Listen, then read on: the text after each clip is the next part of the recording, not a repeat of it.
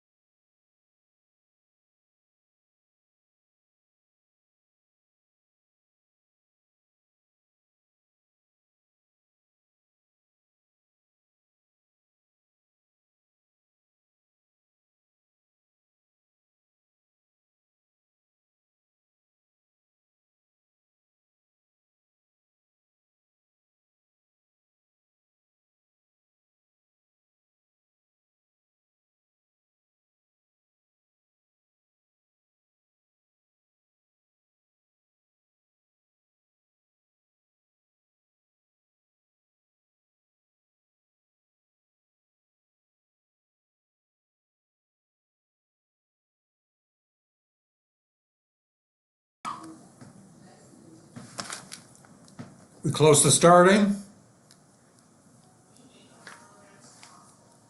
You got 2 minutes.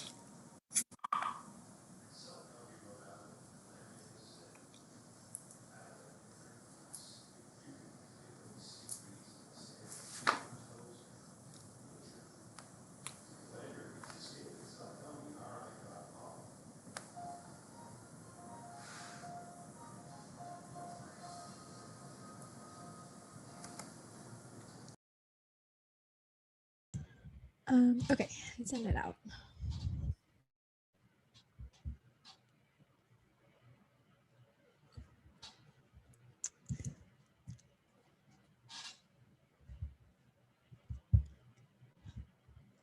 Can everyone hear me okay? Okay. I think I'm gonna start. Did Miles just... Okay. Are we good to start? Yes. Okay, sweet.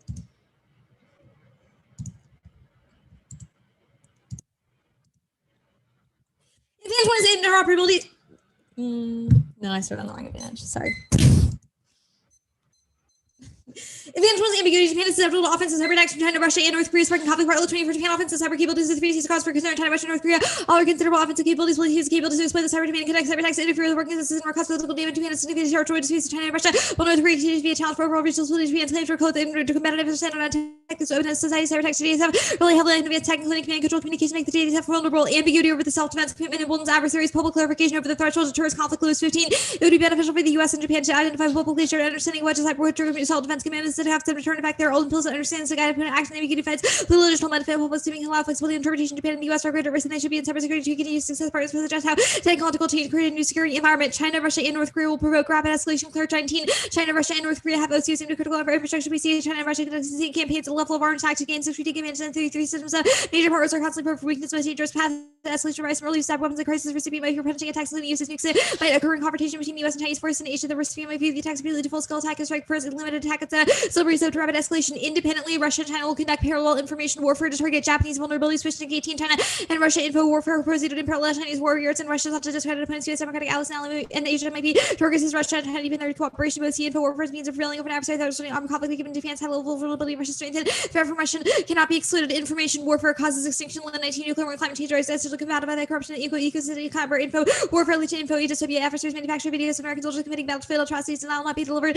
The info warfare provides a means to replace the reality delivered to corruption. The info ecosystem to be the end of the civilization. Adversaries make the cyber enabled info warfare turn around institutional processes against us. We need a better way to identify info warfare campaigns countermeasures if we feel the world is the risk of large-scale societal fracture and info. Dark age escalation pull dynamics through entanglement ensures information war triggers nuclear escalation. Harassment 20 escalation pull dynamics may work to protect peoples and with regional powers to protect under nuclear umbrella. Smaller states may drive escalation. Hope is trigger intervention as formal treaty alliance partners. The risk of most key for the U.S. and Asia complex and we see small nuclear power North Korea, large nuclear power China and Russia. Then the U.S. and alliance members Japan with the alliance by today's diffused power structures can reducing the reckless driving as partners to be more confident the U.S. come to their aid as a robust and distant free where ubiquitous asymmetric able to make encourage high risk escalatory behavior low levels of conflict and escalation to not only from risk taking but also absence of escalation control to China crisis clarifying the armed attack threshold stops adversaries from connecting hybrid war to divide responses and cohesion within the alliance by 20 legal foundations that have not been updated create seems in the alliance absence of armed attack situation create ambiguity increases in adversaries and displays seems through hybrid war since adversaries make seems plagues in the grace and so relation to not updated to price to declared or exploitable instruments that update the clarify alliance designs eliminate seems of formality publication have institutional reputational effects and commitment to the adversary solutions of recreation of clarifying instruments and alliance duty informal means lack checks and negotiated instrument provide advantage 2 is interoperability. Scenario 1 is space. U.S. Japan space systems are vulnerable to cyber intrusions shattering their superiority. Traditional deterrence fails. Suzuki 20 spaces and vital human security matter word line on satellites can integrate or space to get this enemy can degrade adversaries ability to continue military operations attacking and adversaries military are causing maximum damage to effect to gain superiority force and into the fight. Traditional deterrence not working space due to different physical characteristics. Also the asymmetric use of space. We need cross-domain deterrence with U.S. Japan alliance deterrence in space will require actions that are taken in cyberspace. Multi-dimensional space cyber conflict creates a slippery slope for escalation. McDonald 18 escalation threats existential as an experimentation steer in the space and cyber domains. Gives rise to leaders making analyze the country cause that grasping implications of events in space not have an isolation any conflict could be multi-dimensional and use of weapons with escalation full-scale nuclear window escalation exists in space and cyber domains. Each escalation create incentives for further escalation in space and slippery slope. Maintaining space dominance with allies, friends, threats to great power war and mitigates tracks to the liberal and national order. Repkin 17, the U.S. and its allies must advantage in space. Technological law powers to use power more precisely for rising threats not within the national order. Precise force good. David risk of war commitment to the bargaining understanding can lead to less conflict. The states use force lower levels intend to make a intervention. The visibility from the authoritarian regimes on nuclear weapons tech and address threats by applying forces. The liberal order friends extinction from nuclear war, warming, and rogue tech development. Horror 18. If the liberal orders collapse, what may replace the world as a wall of friendly fortresses and trying to failed attempts to divide the world and resort into war and genocide. Common problems can be solved through global code, nuclear war, climate change, tech, and build a wall against nuclear winter, warming, and IEI or biotech arms race guarantees whatever wins lose will lead itself. All regs will collapse. Consider autonomous weapons system only thing that prevent arms races. A greater sense this is not impossible.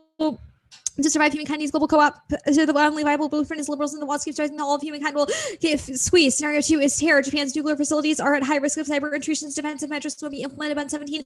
Adversaries can identify critical holes in nuclear facilities. Organization of weak cybersecurity protections. It is difficult to get employees to good cybersecurity practices. Japanese experience data breach or failed. A cybersecurity audit. The insiders may participate in cyber intrusions intentionally inadvertently complicates and RVA to challenging cyber threat to nuclear organizations. Japan susceptible to nuclear terror means the motive exists, which will spark military lash out on 17. Japan focus on improved nuclear safety by the risk posed by terrorist attack. Our substantial nuclear security is critical. Most devastating form of nuclear terrorism using actual bomb probabilities is not low as many think. Another dangerous sabotage in the cause of major radioactive releases to make good widespread terror due to response nuclear instead of terrorists. Yes, all can knowledge made repeated attempts could terrorists make a crude bomb. Multiple studies have included yes, nuclear materials that mean if we need to be weapons great to pose seriously into the terrorists could use the consequence of nuclear terrorists that the city might be used for its country attack made last time militarily whatever countries thought it would be our responsibility. Politics we become more rigid and violent with powerful states taking unilateral action. Cyber vulnerabilities ensure nuclear power plant attacks causing meltdowns and ensuring global attacks. Time and 17 to organizations measured with the nuclear restorations funding supported by the global networks in Japan issues of nuclear security are Japan's choices have global regional impact on the risk of nuclear terror.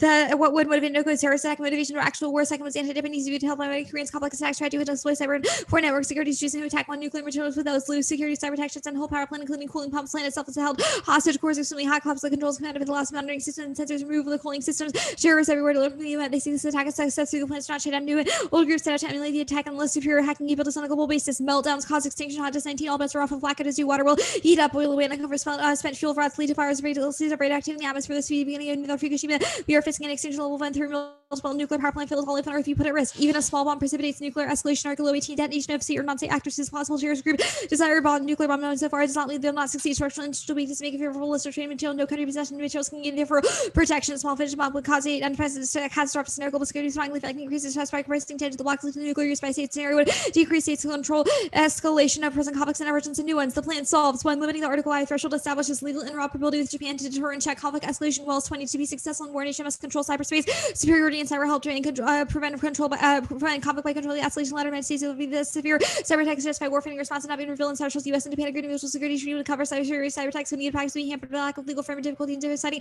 on responsive deadlines difficulty predicting the consequences of cyber attacks with Core 2015 guidelines. The crucial Japan and the U.S. must develop cyber resilience ability to institute within and recover from disruptions while serving for maximum interoperability and collaboration needs to be sensitive to Japan's financial constraints and issues. 2. The plan synchronizes the Article 5 threshold interpretation which ensures integrated operational force planning for Japan and the U.S. cross-cut 20 U.S.-Japan security partnership undergirded national peace and stability in Asia. Their interpretations of ILO sometimes differ. U.S. and Japan are encountered reason and challenges that complicity fall behind the article legal doctrines use of force reason encompasses scenario that are for the determination of armed attack. So cannot use force independent and self-defense. Global common threatened by the advanced tech between the alliance threatened cyberspace. The two allies off balancing abuse on land, air, and sea. Domains are affected by disrupted new methods and means of war. TSDF in the U.S. can gain an edge by ensuring greater interoperability and synchronizing understanding U.S. and Japan can serve as thought leaders should shape law. Allies should improve legal interoperability, ensuring synchronization and integrated operational force planning corresponding agencies could achieve greater alliance cohesion. The plan, the United States federal government should substantially limit situations of activation of its cyber mutual defense alliance commitments to Japan in the instances where cyber armed attacks do not reach the equivalent of a kinetic attack. Solvency. Qualifying the armed attack threshold to be an equivalent of effectiveness. Kinetic attack solves with advantages lose 15 thresholds to mutual defense commitments. Struggling immunity struggling to find what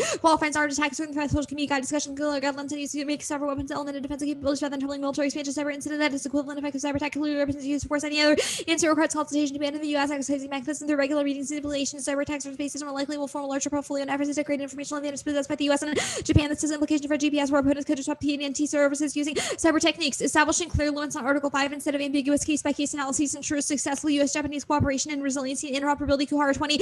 U.S. and Japan agreed to mutual security treaty that will cover cyber attacks deepest threat to deepen their cause significantly challenges remain to effectively protect themselves against cyber threats versus the lack of legal framework. Japanese said activation self-defense will be considered case-by-case decision-making on a case to be public difficult without consent without the U.S. difficult to Determine whether to use kinetic means against cybertext and challenge to further discuss the criteria of self-defense and support for Japan and the U.S. and for the alliance, U.S. and Japan to focus on mitigating the problem together. Proportional countermeasures against cybertext is difficult to solve due to the ambiguity of the red line diversion. The notions of red line between the U.S. and Japan to discuss what support they can expect from each other. Bilateral agreement would promote U.S. and Japanese resilience and interoperability against cybertext. American credibility in Asia is shattered and agreeing sit 316 Trump's America for his questioning, spending on allies inflicted distress, triggering Tokyo's fears, Washington abandonment, U.S. commitment was shown a conditional only Japan accepted to reduce American role. Tokyo shift foreign policy to engage Southeast Asia after Biden Asia's attitude of U.S. regional commitments remains skeptical, conservative U.S. ability to recover from the pandemic and the impact on the economy for real in Asia, including Japan, are worried Washington to occupy dealing with the domestication no longer see the U.S. as a reliable partner. Okay, you good for cross-ex? Sorry? Can you hear me? Yeah, I can hear you now. Are you ready? Yes. Okay. The plan limits activation to cyber attacks that are the equivalent of a kinetic attack. What constitutes a kinetic attack? It's identified as serious loss of life or massive destruction. Serious loss of life or massive destruction. What defines whether destruction is sufficiently massive? Obviously, it is an ILOC concept and it is formed through dialogue between the US and Japan. It is probably not espionage. It is probably not limited election interference, but if it does cause like infrastructure devastation, that would probably be included. So it is jointly determined between the United States and Japan. What happens if Japan disagrees with the US interpretation? I'm just saying like there's a dialogue that clarifies what the standard for armed attack is. Like obviously the US has final say, but The US has final say? like that is how the plan works. Okay. How about information warfare? Would that be responded to after the plan? Depends what it is. The information warfare that you claim escalates to extinction? Again, it like depends what the form is if you want to present something. I don't know. You're the one that presented like these information warfare campaigns that China's conducting against Japan now. It seems like your definition of armed attack would preclude any response to those in the Mutual Security Treaty. No, I don't think so, especially because the plan says it would limit the situations in which, so like picks out of something specific that you might bring up. No, I'm not asking about picks. I'm just asking how do you solve this impact on Advantage 1 if you are no longer deterring information warfare? Our argument is that we deter it more because Japan has a higher stake in it and develops their own capabilities. Japan develops their own capabilities. What card have you read in this 1AC that the plan induces Japan to develop their own cyber capabilities? Well, Lewis evidence says like clarification over the threshold is important. And then yeah, it says clarification over the threshold. Doesn't say that would lead Japan to develop offensive cyber capabilities. Our Kreska evidence that says we synchronize and create better like interoperability between the US and Japan says that there would be. Yeah, let's talk about the interoperability advantage. I've read this advantage multiple times. I just do not understand the solvency claim. How does clarifying Article 5 thresholds, actually what even is interoperability as per the 1AC? It means that the US and Japan have a partnership that's equipped to understand what the legal doctrine is that would respond to something. What is a gray zone challenge? Okay, like, partnership, understand the legally what we respond to in the gray zone. How does that solve space dominance? It also means that we synchronize our understanding of different operations and that we like know what the other has in terms of like capabilities to respond to cyber. Yeah, but what is that? How does that get Japan to develop its own capabilities, which you've said previously is key on Advantage 1? And B, what does that do to like secure American space dominance? I think so our argument is obviously that is about like the deterrent effect of the plan being public and specifying the red line. But I think our evidence does say that Japan would take cyber more seriously, and that is also important. It would take cyber more seriously. That's the internal link. It's like quite a few things that we just talked about. 5, Advantage 1, Advantage 2.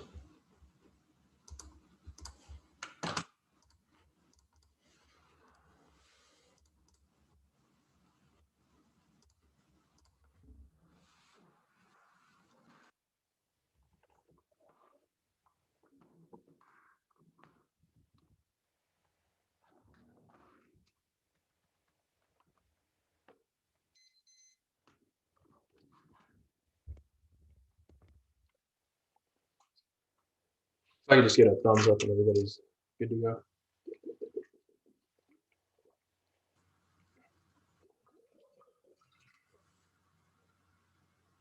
Okay. I see Ricker, I see Paige, I see Miles. Wake, you good? Okay.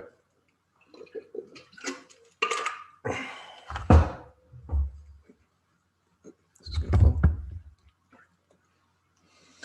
The deterrence counterplan, the United States federal government should, in conjunction with Japan, increases offensive cyber operations against Chinese, North Korean targets, substantially increases interoperability and resilience of integrated U.S.-Japan cyber capabilities, increase investment into attribution technology, research and development, offer to share technical expertise and funding with Japan to maximize deterrence and by denial in cyberspace, and clearly communicate red lines for retaliation to cyber threats and malicious cyber activities, maximizing joint deterrence by denial and punishment, anticipates conflict that even 17 law enforcement can be effective deterrence, denial of the cause position. I will offer recommendations about how to best apply them to the U.S.-Japan alliance. The first, imposing a direct cost on malicious actors. These actions demonstrate the consequences that can contribute to deterrence. Alliance cyber deterrence policy should include the agreement to share lessons, their opportunities to work together through a bilateral agreement. This is something that can be incorporated in the U.S.-Japan alliance policy for cyberspace. My recommendation is that the U.S. and Japan should use their deterrence in cyberspace to set an example of international leadership. The advantage counterplan the United States federal government should provide positive inducements to Japan to participate in the increased space situational awareness, information sharing, and satellite hardening, and the interoperability with the United States, as well as the increased nuclear security and reduced fuel processing. Clarify that its defense pact with Japan can be activated by cyber attacks and jointly develop, implemented, publicize a suite of thresholds and countermeasures to ensure the proportionate retaliation to cyber attacks with Japan. Suzuki concludes by saying deterrence still works in the U.S.-Japan SSA cooperation solves 1 Suzuki 20, even though the deterrence in cyberspace may not be straightforward. There are several things the U.S. and Japan alliance can do. Japan and the U.S. can increase transparency of the activities in space. Japan participation in the SSA is extremely important. The transparency and activity is the most important. Without SSA, with the cause of any satellite attack drops off precipitously. The U.S.-Japan needs to share information. The alliance can improve the resiliency of the space system. The alliance would need to provide ideal alternative assets to nations because the assets are interoperable. The allies need to aim at the global coverage of SSA. The alliance needs to improve the resilience of space systems. The nuclear security plank solves the terrorism scenario. There are author 117. The nuclear security measures in Japan remain weaker. The states should reduce the new facilities and transport of handling of the materials, increasing security of forest facilities, and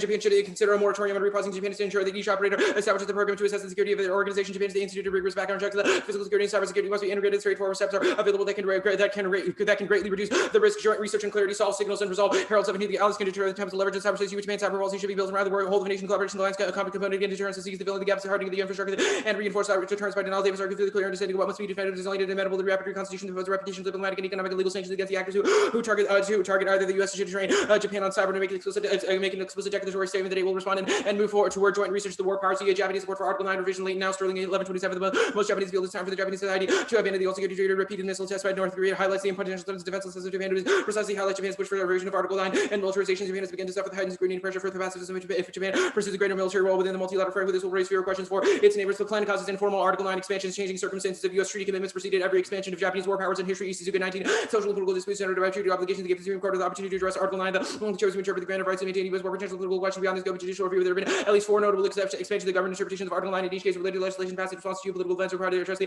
changing requirements of the U.S.-Japan alliance. Japan's own security interests. The events that compelled the government to expand the role of the SES standard defense efforts established by the Supreme Court to continue to be reaffirmed. It continued to draw the line of the prohibition against the right of collective self-defense and escalating trends of the age of July 2014 issued the new interpretation of the use of force under Article 9 to especially permit collective self-defense. Japanese Article 9 interpretations are constrained due to the security conferred by U.S. cyber capabilities. Bartlett 20 Article 9 prohibits war making, token maintains, and exclusively defense-oriented policy capabilities are limited to the minimum necessary. While Japanese policy allows for some offensive cyber capabilities, there are limits. There are factors that militate against Japan building offensive cyber capabilities. While the U.S. has a considerable cyber arsenals that would likely be brought to bear. Japan is developing limited offensive capabilities for defensive purposes. Japanese Article 9 expansion causes Asian war, tips the delicate balance of U.S. influence, and signals the return of Imperial Meiji. China since 17, the Article 9 reduced the fears of resurgent Japanese militaries. Asian countries not have to worry about an independent Japanese threat with respect to China, NOCO, and the Japanese constituted and extended to stabilize the international relations. Other Asian countries began to emulate Japan was became an explicit model for East Asia. The NOCO services no matter what East Asia might have looked like if war had been national priorities. The Chinese and Japanese political culture returned the memory of their murderous past. The underlying disease China's dream is China is about to become strong enough to make up for its past humiliation. The fact that East Asia made 2 main economic and military powers at the void of the use of force provides a key understanding of how East Asia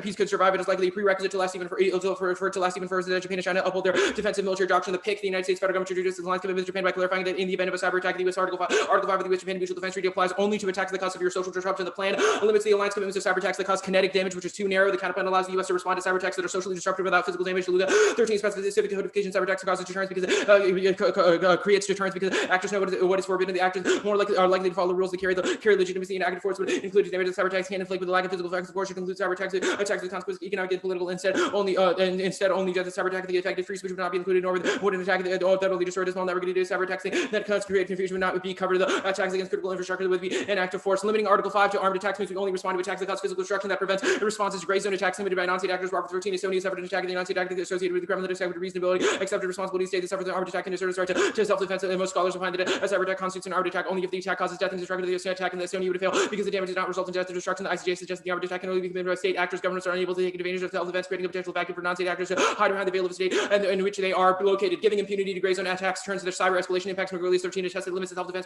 prevent escalation even from modest insertion. The cautious view overlooks the risk of cyber. Like it's easy to recognize, difficult to detect this, distinguish the cyber from kinetic weapons. The cautious state responsibility for only destabilizing the narrative view that gives the initiative to the attacker, sends the message that cyber intrusions are possible with impunity. This encourages aggressive states to push the envelope. Discretion given to attacking states makes the rapid escalation more rather than less likely. Narrowing the definition of cyber attack to only military operations legitimizes gray zone strategies to cause social disruption. Turns the case law 2018. The dominant approach has been for cyber has been based on the effect of the action operations have a direct destructive impact on persons that would constitute armed force. The question remains how to characterize operations that produce no physical destruction. The narrow approach based on kinetic effects fails to take into account the dependency of society on the networks. It is possible for the infrastructure to be compromised without destroying the networks, causing cascading effects, disrupting social functions. Cyber operations disrupt the financial markets without causing physical damage. Does not constitute force. More flexible interpretation based on the broader meaning of operations, specifically maybe beginning to support such would encompass the cyber operations that's significantly disrupted the infrastructure, causing no physical damage. The hostilities counterplan the United States Congress as a whole hold that militarily responding to cyber mutual defense alliance commitments with Japan and the instance where armed attacks do not reach the equivalent kinetic attack would impermissibly enter the United States into hostilities under the war power resolution that broadens the legal scope of hostilities. Key to WPR enforceability. Mod 21. The hostilities concerns of the partners of the article proposes the following criteria: 1, the risk of harm with U.S. forces; 2, the regularity of the U.S. force presence; side obligations of the partners to bolster justification for the use of force. The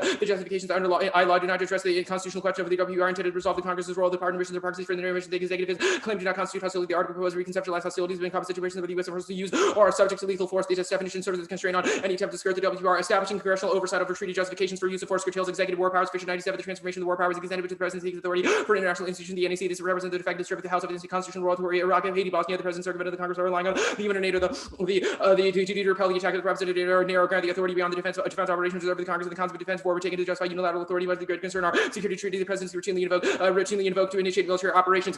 Strong congressional war power solves deterrence terrorism in Asia. War back unfortunately the major challenge of the terrorist approach with WMD in East Asia. The federal forces significantly deterring China and North Korea. The president anticipating to sound the more selective nation within the Congress matters greatly to credibly convey resolve the enemies and allies. This makes threats more credible. The observers will assume that the president would not issue if he anticipated opposition. The ambiguity allocation of the congressional level so uncertainty for security and the maintenance of world order. The cyber advantage 1 non-unique. Japan gets hit with 500,000 attacks daily. Code 17. The Japan has disclosed the cyber attacks attached to 128 billion, 2.4 increase, 2.4-fold increase the primary targets for the government websites and power grids. The threat of Russian channels increasing. Japan is considered as electronics. Japan is said to have targeting the increase the strength of the cybersecurity to save the critical infrastructure. The teams are fending off over 500,000 cyber attacks daily. 2. The NDT deters cyber attack now. The plan undermines credibility. Herald 16. The U.S. hinted at cyber attacks across the red line. The expectation that the U.S. would respond to a nuclear attack on its allies. The deterrence policy does not have to be absolutely in question. The attacker may doubt that your responsibility also doubt that it acted with impunity. The larger attack, the greater likelihood of mutual defense treaty will be invoked. The absent formal red lines. The U.S. would not stand by if a costly cyber attack were launched against Japan. The U.S. may not come in the kinetic military response. There would be a remote response that would hurt sufficiently to rethink such action. 3. Strategic ambiguity is stabilizing. Burden 18. A cyber response at a low threshold, so unlikely to be effectively signaling the threshold. Carries the problem that hackers have a license to conduct attacks below the threshold. Defensive that 1 hinges on China's uncertainty about how the U.S. will respond, keeping an attacker in the dark creates a deterrent. 4. China isn't a cyber threat. Lindsay 15. The fears are exaggerated. China's operators face organizational challenges, including info overload. The U.S. and China have strong incentives to moderate for every threat. There are Chinese vulnerabilities, Western strength, the national censorship, and the damages to China's security, cybersecurity, the fragmented the party complicates coordination. China's record of foreign data. The U.S. conducts its own cyber espionage. There's little evidence of scale. The military is hierarchical. There's no experience in China's campaigns do not constitute military threats. They do not defend China from the advantages of the U.S. 5. The plan still causes entrapment. The plan doesn't include all information war. That was cross-examination. 6. No cyber war won't escalate. The Valerian on Menace 15. The cyber disputes are seldom used that have not escalated. We present no evidence of conflict escalating severe attacks. The states have undertaken 111 cyber incidents. 20 engaged in the government conflicts. Out of one of five, the highest record scores. 3. The conflict remained at the level and was constant. The interoperability advantage 1. Alt causes to Japanese space success. Statter 20. There are many challenges Japan's space. First, need to establish and expand space in the SEF. It will be challenging to secure the necessary personnel. Japan's aging population, if they have not yet trained enough space experts. Second, due to Japan's passive system, there's a significant gap for collaboration of industry and government. Third, the governments cannot expect a drastic increase in science attack due to fiscal expenditures. 2. Fukushima, Chernobyl, and 3 Mile Island appear to deny meltdowns. 3. No nuke terror. Wise 15. Although some had desired although some desire weapons, evidence of any group working seriously, the theft or other means is non-existent. This is not going to help. The weapons require significant time, resources, expertise, but there are guarantees that it requires pushing aside goals. Nothing is better protected than the weapons themselves. They have multiple layers. There's no reason to believe that the protections are risking the remaining states. Pakistan is not about to collaborate. They receive major international assistance, sophisticated nuclear security. The state cannot be sure that the weapons will be used as intended. This is a powerful deterrent. Powerful deterrent. And I will. The words USFG should were repeated in one of the CP texts. I will send out the corrected version. Okay. I'm good for cross-ex. Okay. Deterrence counter plan. What red lines does it set? So in this case, it would just be the status quo's red lines would be clearly communicated. But I believe that this is jointly formulated. I can confirm with Tyler what the exact red line the counterplan sets is. So just It's confirm. not important, like you said in cross-ex, the United States and Japan can jointly formulate red lines. It's not exactly important what the exact red line is, but rather that they are clearly communicated to both allies and adversaries for the purposes of deterrence. The benefit is war powers and the turn. Well, war powers, the social disruption turn on the pick, and the strategic ambiguity turn on the case. Okay. The advantage counterplan, what inducements does it give Japan? The same ones listed in your Suzuki card, including SSA, and I believe it's, SSA is the primary one. There's some other space-related things, satellite drop-off locations, funding their resiliency. And what thresholds does it set? Sort of similar answer to the first one. It's a joint posture. So we would negotiate with Japan what the threshold would be. War powers DA. So the Bartlett card says when it mentions Article 9 that Article 9 prohibits war making, and then it says that Japan is generally developing weapons for defensive purposes. Where does it connect the dots that changing cyber posture would then require totally changing Article 9? Well, this is sort of your whole first advantage, right? Japan is currently limited to not use force in the commons. They can use force in enemy sovereign territory. Cyberspace is regarded as a commons. So the plan, in order to enable Japanese OCOs, requires a revision of that interpretation of the 2014 Collective Self-Defense Guideline, which is itself an interpretation of Article 9 that was passed by the CLB, which is the Cabinet Legislative Bureau. That is the way that Japanese informal Article 9 interpretations occur, is the Japanese executive interprets that. So you kind of read this on your advantage. Our Bartlett evidence is basically saying currently the expansion is defensive, but it would have to depart to some extent from exclusively defense-oriented policy. And I understand that the AF will introduce evidence that's no, it's not, it's defensive. No one would get scared, but clearly this is the George Bush of Japan trying to say their preemptive wars are defensive. I'm more asking why that causes them to change Article 9 more broadly. Why is the single exception that important? Because it would allow them to use force in the commons. And even if they're just allowed to use it in cyberspace, you've read that other countries care a lot. North Korea, Japan, and Russia, which are mentioned in our Tonneson impact evidence. So even if it's just cyber, we still have an offensive Japan cyber bad DA independent of spillover. Okay. The pick, what do you define as social disruption? I believe that's defined in our DeLuca evidence as well as our Roberts evidence. So instead of requiring the physical destruction of property or person, it includes mayhem is the test, I believe. I know in this card. Includes disruption to financial markets and election systems. We're starting.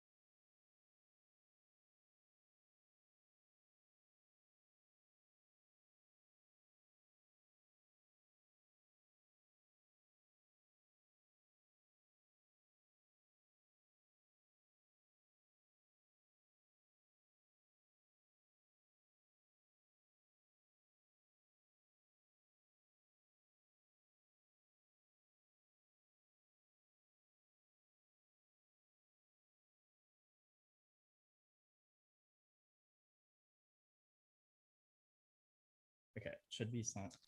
He orders the interoperability advantage, ambiguity advantage, advantage counter plan, the PIC, deterrence counter plan, Congress counter plan, DA.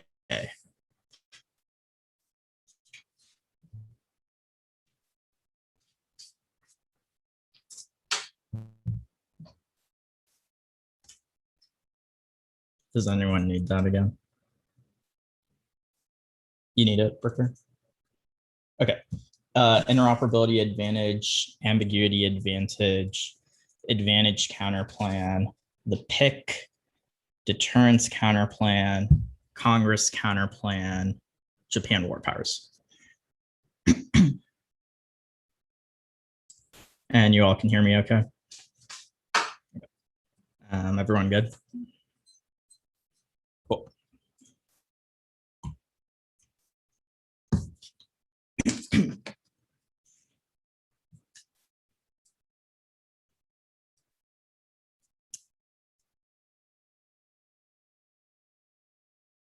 All causes are uniqueness for why space tolerance is untenable. Now we need to create a joint operational planning so that the US and Japan can be on the same page and develop necessary response measures to resolve all sort of instances of attack, nuclear meltdowns.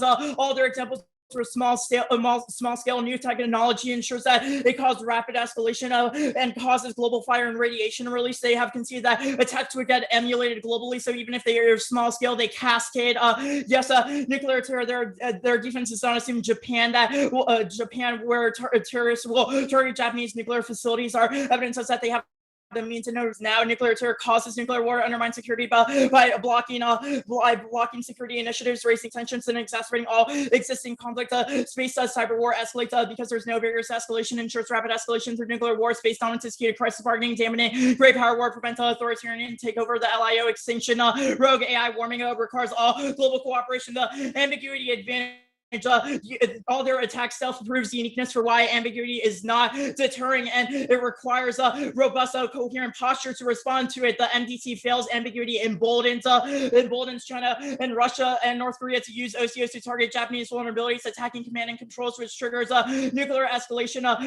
Clarity on the Article 5 threshold is key and sends a signal to adversaries, which is our Lewis and Bosak evidence.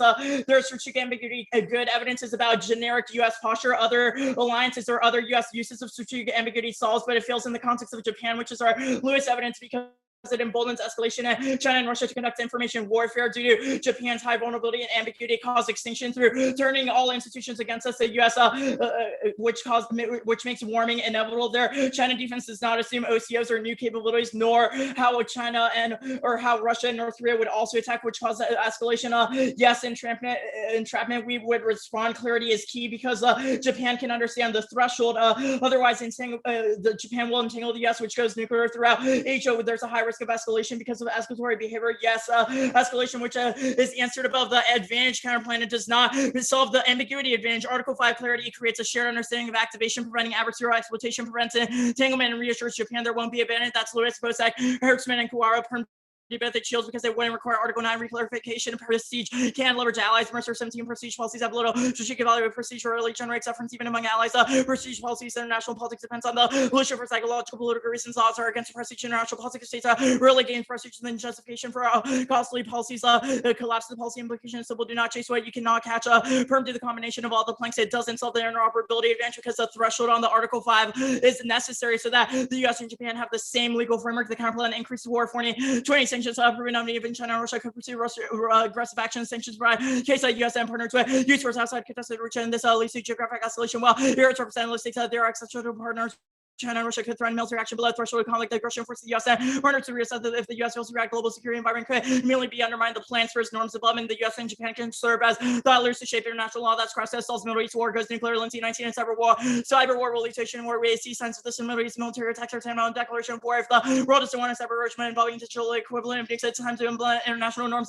Producing a cyber war full-fledged conflict with unmanageable loss of life. The pick, perm D, both perm to the counterplan. It's not competitive because the plan does not ban all attacks. It just has substantially reduced picks are bad. It steals the whole admin. It is not germane to topic controversies. Reject the team conditionalities. The voting issue cause 2C strategies too, and running gun strategies and that get to one condo. It does not solve advantage one. Severe social disruptions is meaningless. It's still ambiguous.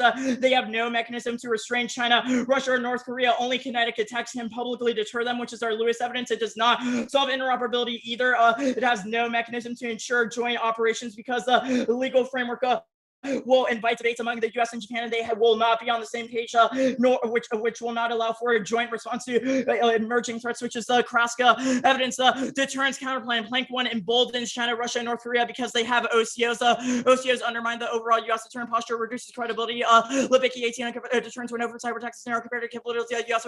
ranging from nuclear war, conventional aggression, cyber level to threat of conventional force. Effects highly uncertain. That's easy for aggressors to downplay. OCOs should be managed only against aggression, retaliation, and kind of limits the problems of deterrence. Cyber attack option, reduce the odds of a more forceful option, and system with the US branch just as cyber attack convince aggressors threats edging off the table, reduce all deterrence posture. Plank 2 does not solve interoperability. Curating a legal framework allows the alliance to decide responses to develop resiliency, ensuring synchronization of integrated operational force planning as well as in Kraska. Japan's too vulnerable now. Davis 17 within the alliance cannot envision using these offensive forces in a command US Japan structure due to sensitivities regarding intel and tech capabilities associated with specialized cyber forces as well as management approval, significant policy operational tech legal oversight mechanism, Japanese legal restriction, political sensibilities that capabilities constrain co-op link free perm to the counterplan. It could be a result of the app. It does not solve because it is too slow. Attacks are coming now. Attribution cannot solve quickly enough. It doesn't solve entanglement or interoperability either because it does not create the armed attack threshold. Plank 4 fails.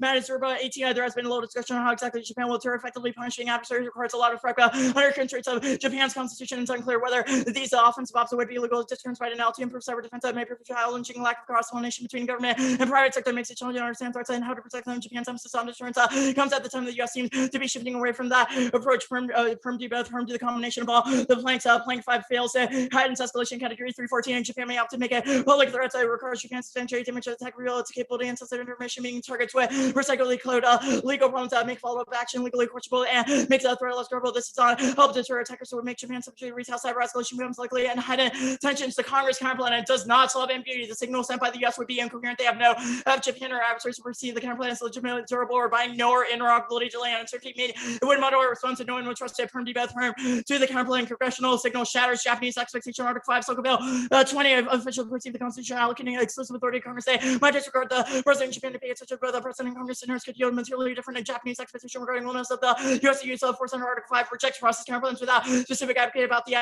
for MTC course topic education explores counterplan options stealing the app counterplan gas short time or circumvent wax and training code war asserted broad use of force without congressional authorization. Congress acquiesced defense argument president could rely on commitment of action. President justified extensive unilateral force to use force to preserve credit alliances contributed vast accumulation of powers after 70 years of central authority security guarantees now yet internal unilateral power guarantees president permanently ready for status disposal. No still reserve president from one ruling you'll be narrow at best. No impact violence. Trump he won't lash out and zero terminals exact flex solve global nuclear wars. Iceberg for Congress has a no role viewing executive use of war powers that establish norms of different which insulate deliberation flexibility supreme body and war executives superior nature means as Congress way but parts and senior search and prevent action from marching and necessity on civil war executive can value threats mobilize national resource speed and actually wars can develop quickly. Deterrence requires responding immediately of flexibility support global security or guarantees an attack will be retaliated quickly of self-function for support executive with that send a clear message. War power self-defense expansionism is non-unique. Sato 20 Abe in 2014 and NASA reinterpretation Japanese participation missile defense inherently collective defense of government and employ false rhetoric disguised that North Korea's one of new missiles made Asia's less effective. Russian China are developing HV counter defense. Japan and its opponents hyper cruise missile HVG limiting use of new preemptive strike capable to Japan's territorial defense will not be possible. There's no length. The plan doesn't require reinterpretation of Article 9. Constitutional version doesn't spur aggressive imperial Japan embargo.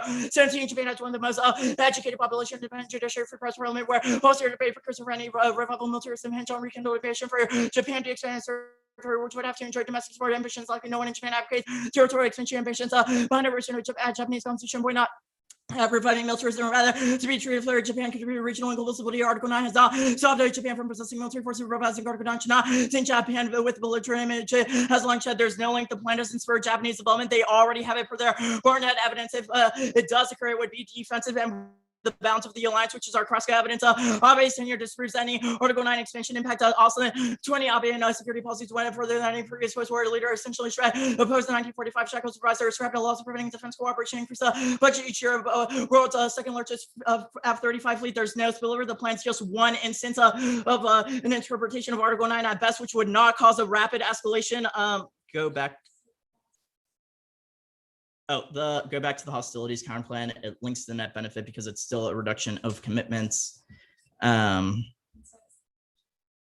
the advantage counter plan also links because it reinterprets Article 5 and the US-Japan commitment, and it also requires different resiliency measures. Either that or the permutation shields the link because it reassures Japan it doesn't require Article 9 expansionism.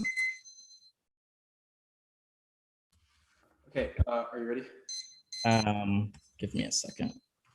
No worries. Okay. Yeah. Okay, let's begin on the disadvantage. So I'd like to start with the Lars Vargo, the Swedish ambassador to Japan card. So this evidence basically says Japan will never be militaristic, won't take up offensive operations because of culture, their domestic political structure, their education system, etc. Yet your whole first advantage is about how you get Japan to pick up the spear and kind of wield it. How did you not just read a takeout to all your solvency? No, that's not our internal link to advantage one. And advantage one is about the ambiguous posture of Article 5 emboldening an attack and causing China, Russia, and North Korea to use OCOs to target Japanese vulnerabilities.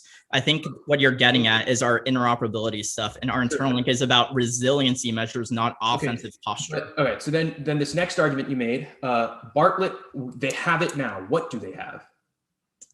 Your RDA, sure, like you, this is not a complete. Yeah, the Bartlett evidence then the next says that argument you made, they have some offensive cyber capabilities and they can do it within the bounds of defensive policy. But I feel like you're not giving a faithful reading of this evidence. This Bartlett card is very clearly in the 1EC saying Japan will develop more cyber capabilities after. Like, where do you think that? Where do you think our card says that? And we'll read the rest of the article in the 1NR. So the next two arguments I have a question about.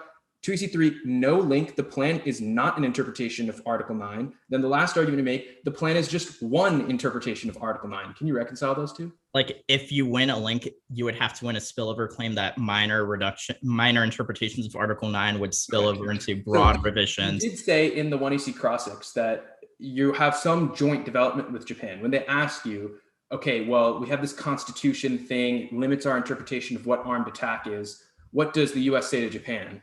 So, like, I think you're misreading our internal link. Our Wells evidence is currently there's no card. That our Wells evidence says the U.S. and Japan must develop cyber resilience to anticipate, withstand, and recover from disruptions. That wouldn't be an offensive posture, and it would be in line with their constitution because they would be responding to an armed attack.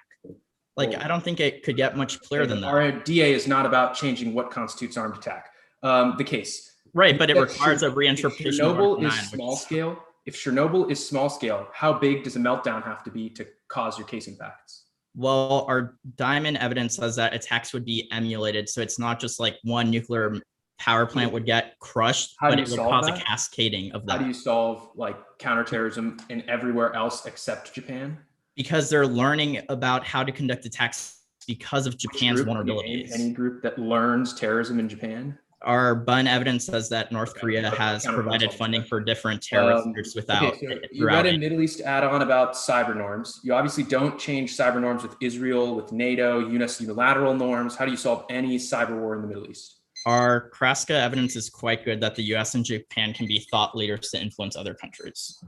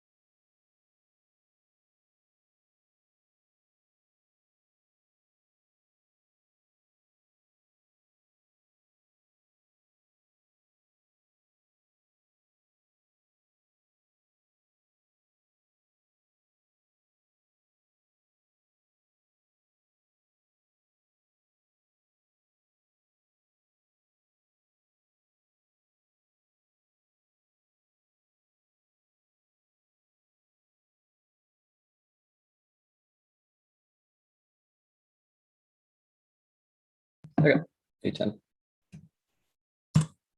I'll send it out.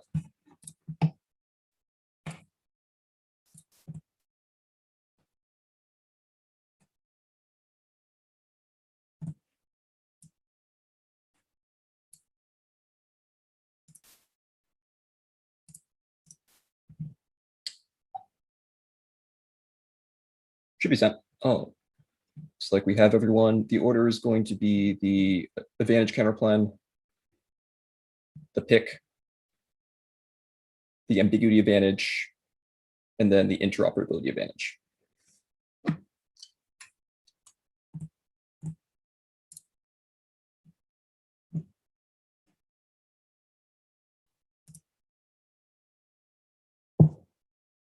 Does anybody need that repeated? We know everyone has it up. I'm still waiting.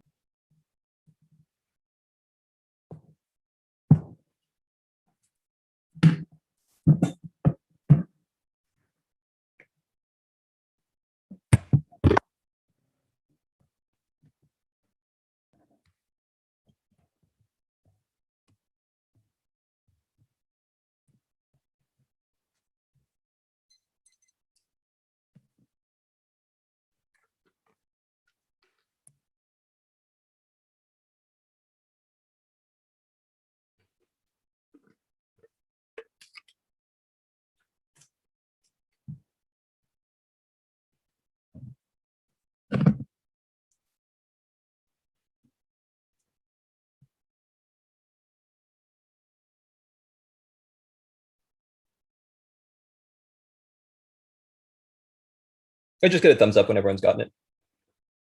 Oh, is anyone not ready? Awesome.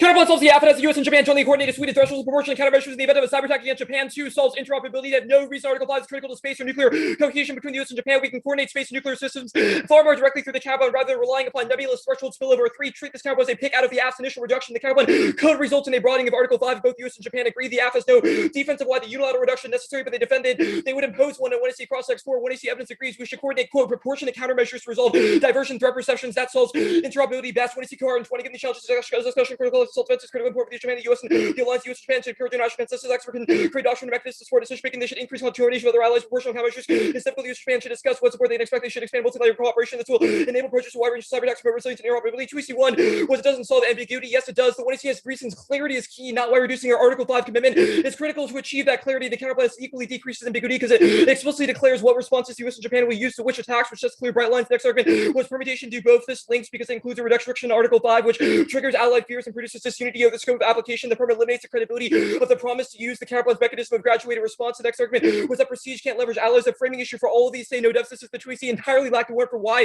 Japan would even say no to the counterplan without inducements. In other words, there's no card that says Japan doesn't want better space security or nuclear security. They have no reason to refuse insofar as the counterplan is from recutting so the authors and basically just give Japan better capabilities within the framework of the alliance. They say it doesn't solve interoperability. One, it does. The 2EC spin about legal thresholds is spin. It'll be disproven on case. The plan directly enhances Japanese space capabilities, nuclear security, which solves the internal impacts, whereas the AF relies on a nebulous story of legal clarification spills over to no more nuclear terrorism. 2 is unilateralism. The plan is a unilateral imposition. The U.S.'s specification, the threshold that was cross-sects the plan, therefore is not interoperable. It sparks disagreement between the U.S. and Japan over the scope of the treaty because they don't have Japan wants the plan-specific clarification. 3, Japan says yes. Article 16, the U.S. was the deepest levels of cybersecurity expertise. It would seem logical for the U.S. Officer Services, Japan military and civilian assistance preserves an honest broker in the U.S.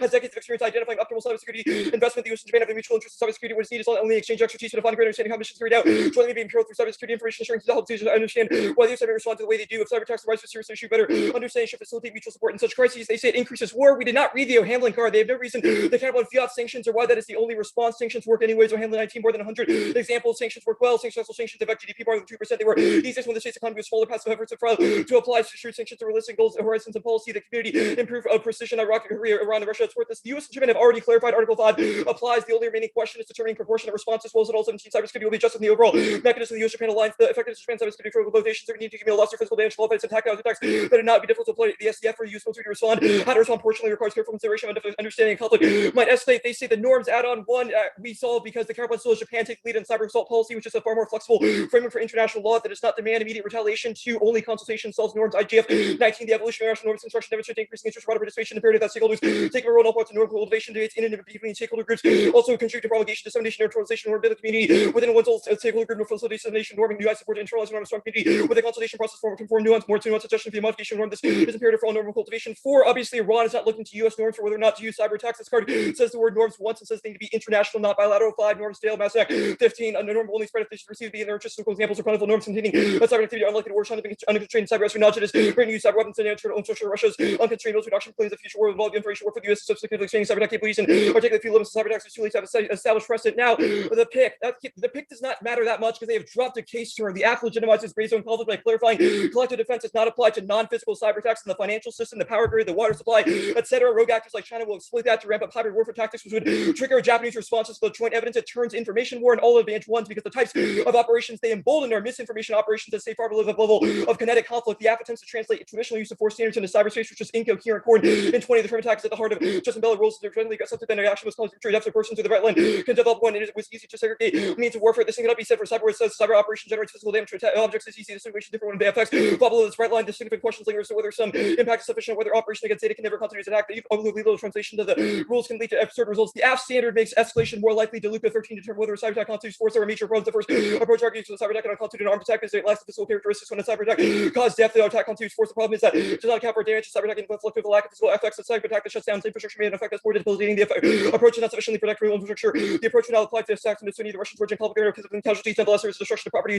Current laws accomplished still the cases mentioned demonstrate major flaws, but the pick solves the case anyways. It sets a threshold that cyber attacks have to cause severe social disruption before Article 5 is triggered. It means Article 5 is triggered in response to cyber attacks that damage infrastructure like financial markets or election systems without causing loss of life. The lens for counterpoint insolvency should be all of the AF internal links are about reducing ambiguity, but they have no defense of the AF specific threshold. The counterpoint reduces it just as much as the AF. It's just a threshold lower than the AF. Permutation due both fails, create 2 overlapping standards. The AF fiat means the plan standard overrides the counterpoint standard, so it links to net benefits. Also more ambiguous to the counterpoint alone, which means it can't solve. Permutation the counterpoint is obviously severance. The plan limits Article 5 to only attacks that cause physical damage. The counterpoint is a more expansive standard that allows the Japan to invoke the defense back even when people don't die. So it's plan minus, and severance words are legitimate because they seal on the ground. They say picks bad. 1 logic judge of good policy carefully scrutinizing details is real and vital for a good policy decision. 2 objectivity. The plan is the only basis for competition. 3 every counter was a pick because they pick out of things like the United States federal government reduce alliance limits. They say condo it's good. 1 neg flux negs always react to the AF gets a 2 AR and it's infinite prep. Condo restores equity. 2 negation the neg lays this group. The AF condo simulates negation by testing frontal ankles. 3 critical thinking forces smart tweaky choices adaptation logic. 4 reasonability Adam Perns and tweaky choice check abuse. They need to prove interrupt damage or the substance credit outweighs. I explained why it solves advantages 1 and 2 above. Advantage 1 because it sets a threshold and clarifies ambiguity. Advantage 2 because it aligns US and Japan and what attacks we can respond to. Cyber advantage 1 and C1 non-unique. 1 Japan gets hit by cyber attacks 500,000 times daily. Not once it's Article 5 been invoked because the vast majority are non-critical, which proves negative insofar as it disputes escalation. 2 the info war impact is silly. Russia and Europe is an obvious all cause. No evidence says that Japan is the determinant of the world's misinformation. 1 C2 the cohesion turn. 1 joint alliance coordination deters attacks now. The US and Japan recently agreed to apply Article 5 on a case-by-case basis. Seems the resulting deterrence is not 100% credible. It does not need to be to induce adversaries to back down. So herald evidence 2 unilateral lack of a mutually agreed upon threshold deck solvency Rex coherent signaling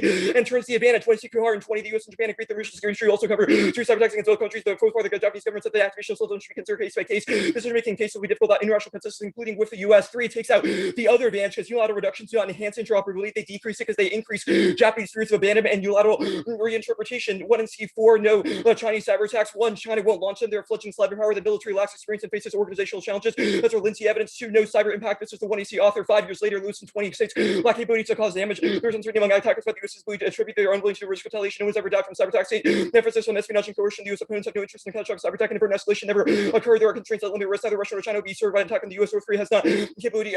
Economies are harder damage to attention to cybersecurity. 3 no OCOs answers the 2AC spin. Jensen and Banks 18. States are less likely to doomsday attacks. Cyber attacks for moderate prices way to manage escalation. My officers release OCOs corresponds. Revealed by not escalating 52% shows the escalate 30% optic for minor escalation. Cyber far less destabilizing actors like use economic development incentive spheres are willing to the cyber's unique character. Cyber attacks to be quickly reverse engineered and passed once you attack, you jeopardize and exploit and lose long-term operations. Broadly, cyber attacks don't escalate anyways, or Ballerino is evidence is a major empirical study of cyber incidents and concludes no attacks have escalated and all have remained far below the comparison threshold because they're common and small scale. Garcia and Lindsay 15 the duty gets attacked 10 billion times a day. Attacks with just routine probes. The digital Pearl Harbor has yet to materialize. The success cause limited disruption. The only case of damage cyber disputes remain restrained at regionalized even though operational challenges can be overcome. Proponents have yet to articulate convincing strategic motives. Now, advantage 2. This advantage is illogical. There's barely a definition of interoperability in the 1AC or cross-links. They have no cards about when minimizing Article 5 responses to cyber attacks enable space dominance, nor how cyber attacks allow terrorists to acquire nuclear materials. All of these are missing internal links, which means even if the impacts seem big, no chance the 1AC solves it. 1, their efficacy's capabilities are key. No essence of plan leads to those. 1AC Suzuki and 20. Winning across the range of turns within the US Japan alliance because the vulnerability space system depending space assets, hostile attacks, other easy or cost efficient turns space is extremely difficult to turn tool.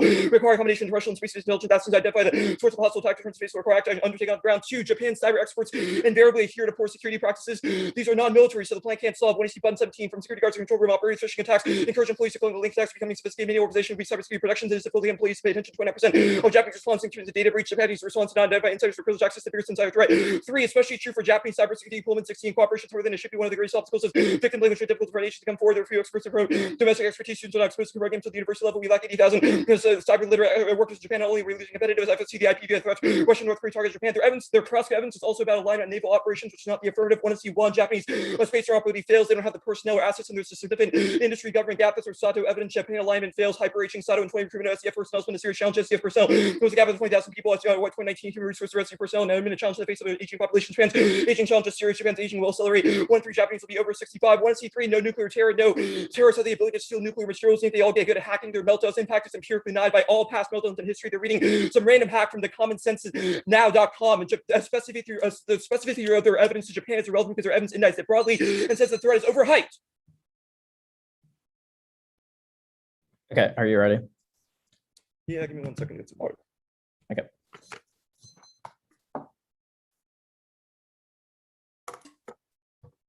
Okay, I'm good. Okay. How is joint coordination between the US and Japan possible if they have no agreement as to what constitutes a cyber attack or what capabilities they would need? The process of the counterplan would work out between the US and Japan in what instances they would respond to a cyber attack under Article 5 of the NDT. How so?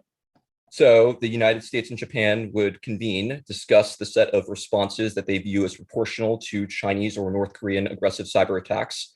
And then they would say, this attack deserves sanctions, there's a response, this type of attack deserves diplomatic censure. Some of that could occur within the framework of the NDT, some of it could not. But our point is the counterplan picks out of the initial reduction, which imposes the kinetic attack standard on Japan. If it could occur within the MDT, how would it avoid the DA if it would require some sort of revision to create the necessary capabilities? No, it wouldn't, because the point is that the United States would be responsible for the vast majority of the offensive operations. We've largely agreed that Japan, the plan can induce Japan to develop those offensive capabilities because it leaves them entirely defenseless in cyberspace. The counterplan still has the United States maintain the alliance commitment to defend against cyber attacks, so Japan doesn't need to develop those capabilities on its own. What capabilities would the US provide to Japan? So, for example, increased resilience for space-based systems, increased SSA capabilities, increased cybersecurity best practices for nuclear power plants to prevent terrorists from hacking into them. What evidence do you have that says Japan would adopt those measures? What evidence have you read that says Japan would not adopt those measures? The 2AC Kawaguchi evidence. The 2AC Kawaguchi evidence is not about the planks of the counterplan. That is advantage 2, which we recut in the 1AC. The Herald evidence on the counterplan says the US and Japan have a mutual interest in each other's cybersecurity. Why does this evidence say that Japan would accept the capabilities if they're not on the same page? The Kuhara evidence is a defense of the Kuhara evidence on case or the Kuhara evidence in the counterplan. Okay, let's talk about the Kuhara evidence on case. On the case? Yeah, the card. I mean, we've also read this, and the next 2 paragraphs, I believe, say that the US and Japan would still consult each other for cases that would not rise to the level of an armed attack. Why would that be perceived as unilateral? Because the plan's reduction of alliance commitment is unilateral. So sure, post-plan, theoretically, consultation is possible, but that doesn't deny the initial premise that the plan is a unilateral reduction that says, hey, Japan, regardless of what you say or what you want to be defended against, we will only defend you in instances in which the cyber attack rises to the level of kinetic attack, which all of our case defense demonstrates is extremely difficult to attain. So it leaves Japan out to dry in cyberspace. And we've read evidence that says that ultimately the United States and Japan working together is far more effective at being able to deter cyber attacks.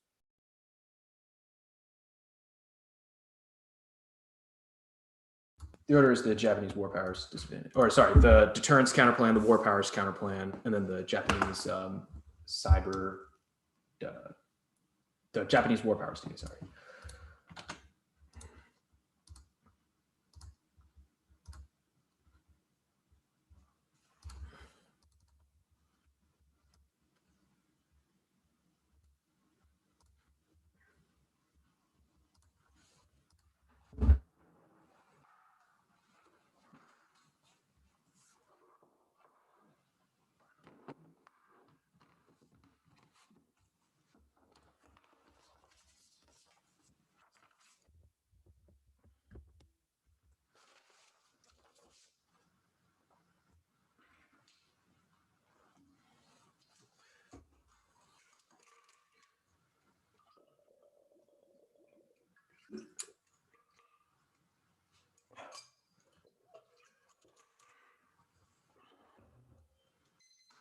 Is everyone good to go?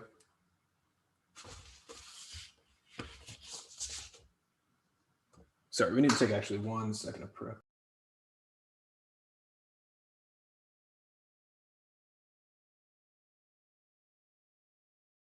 That was 6 seconds. 8. All right. Is everybody good?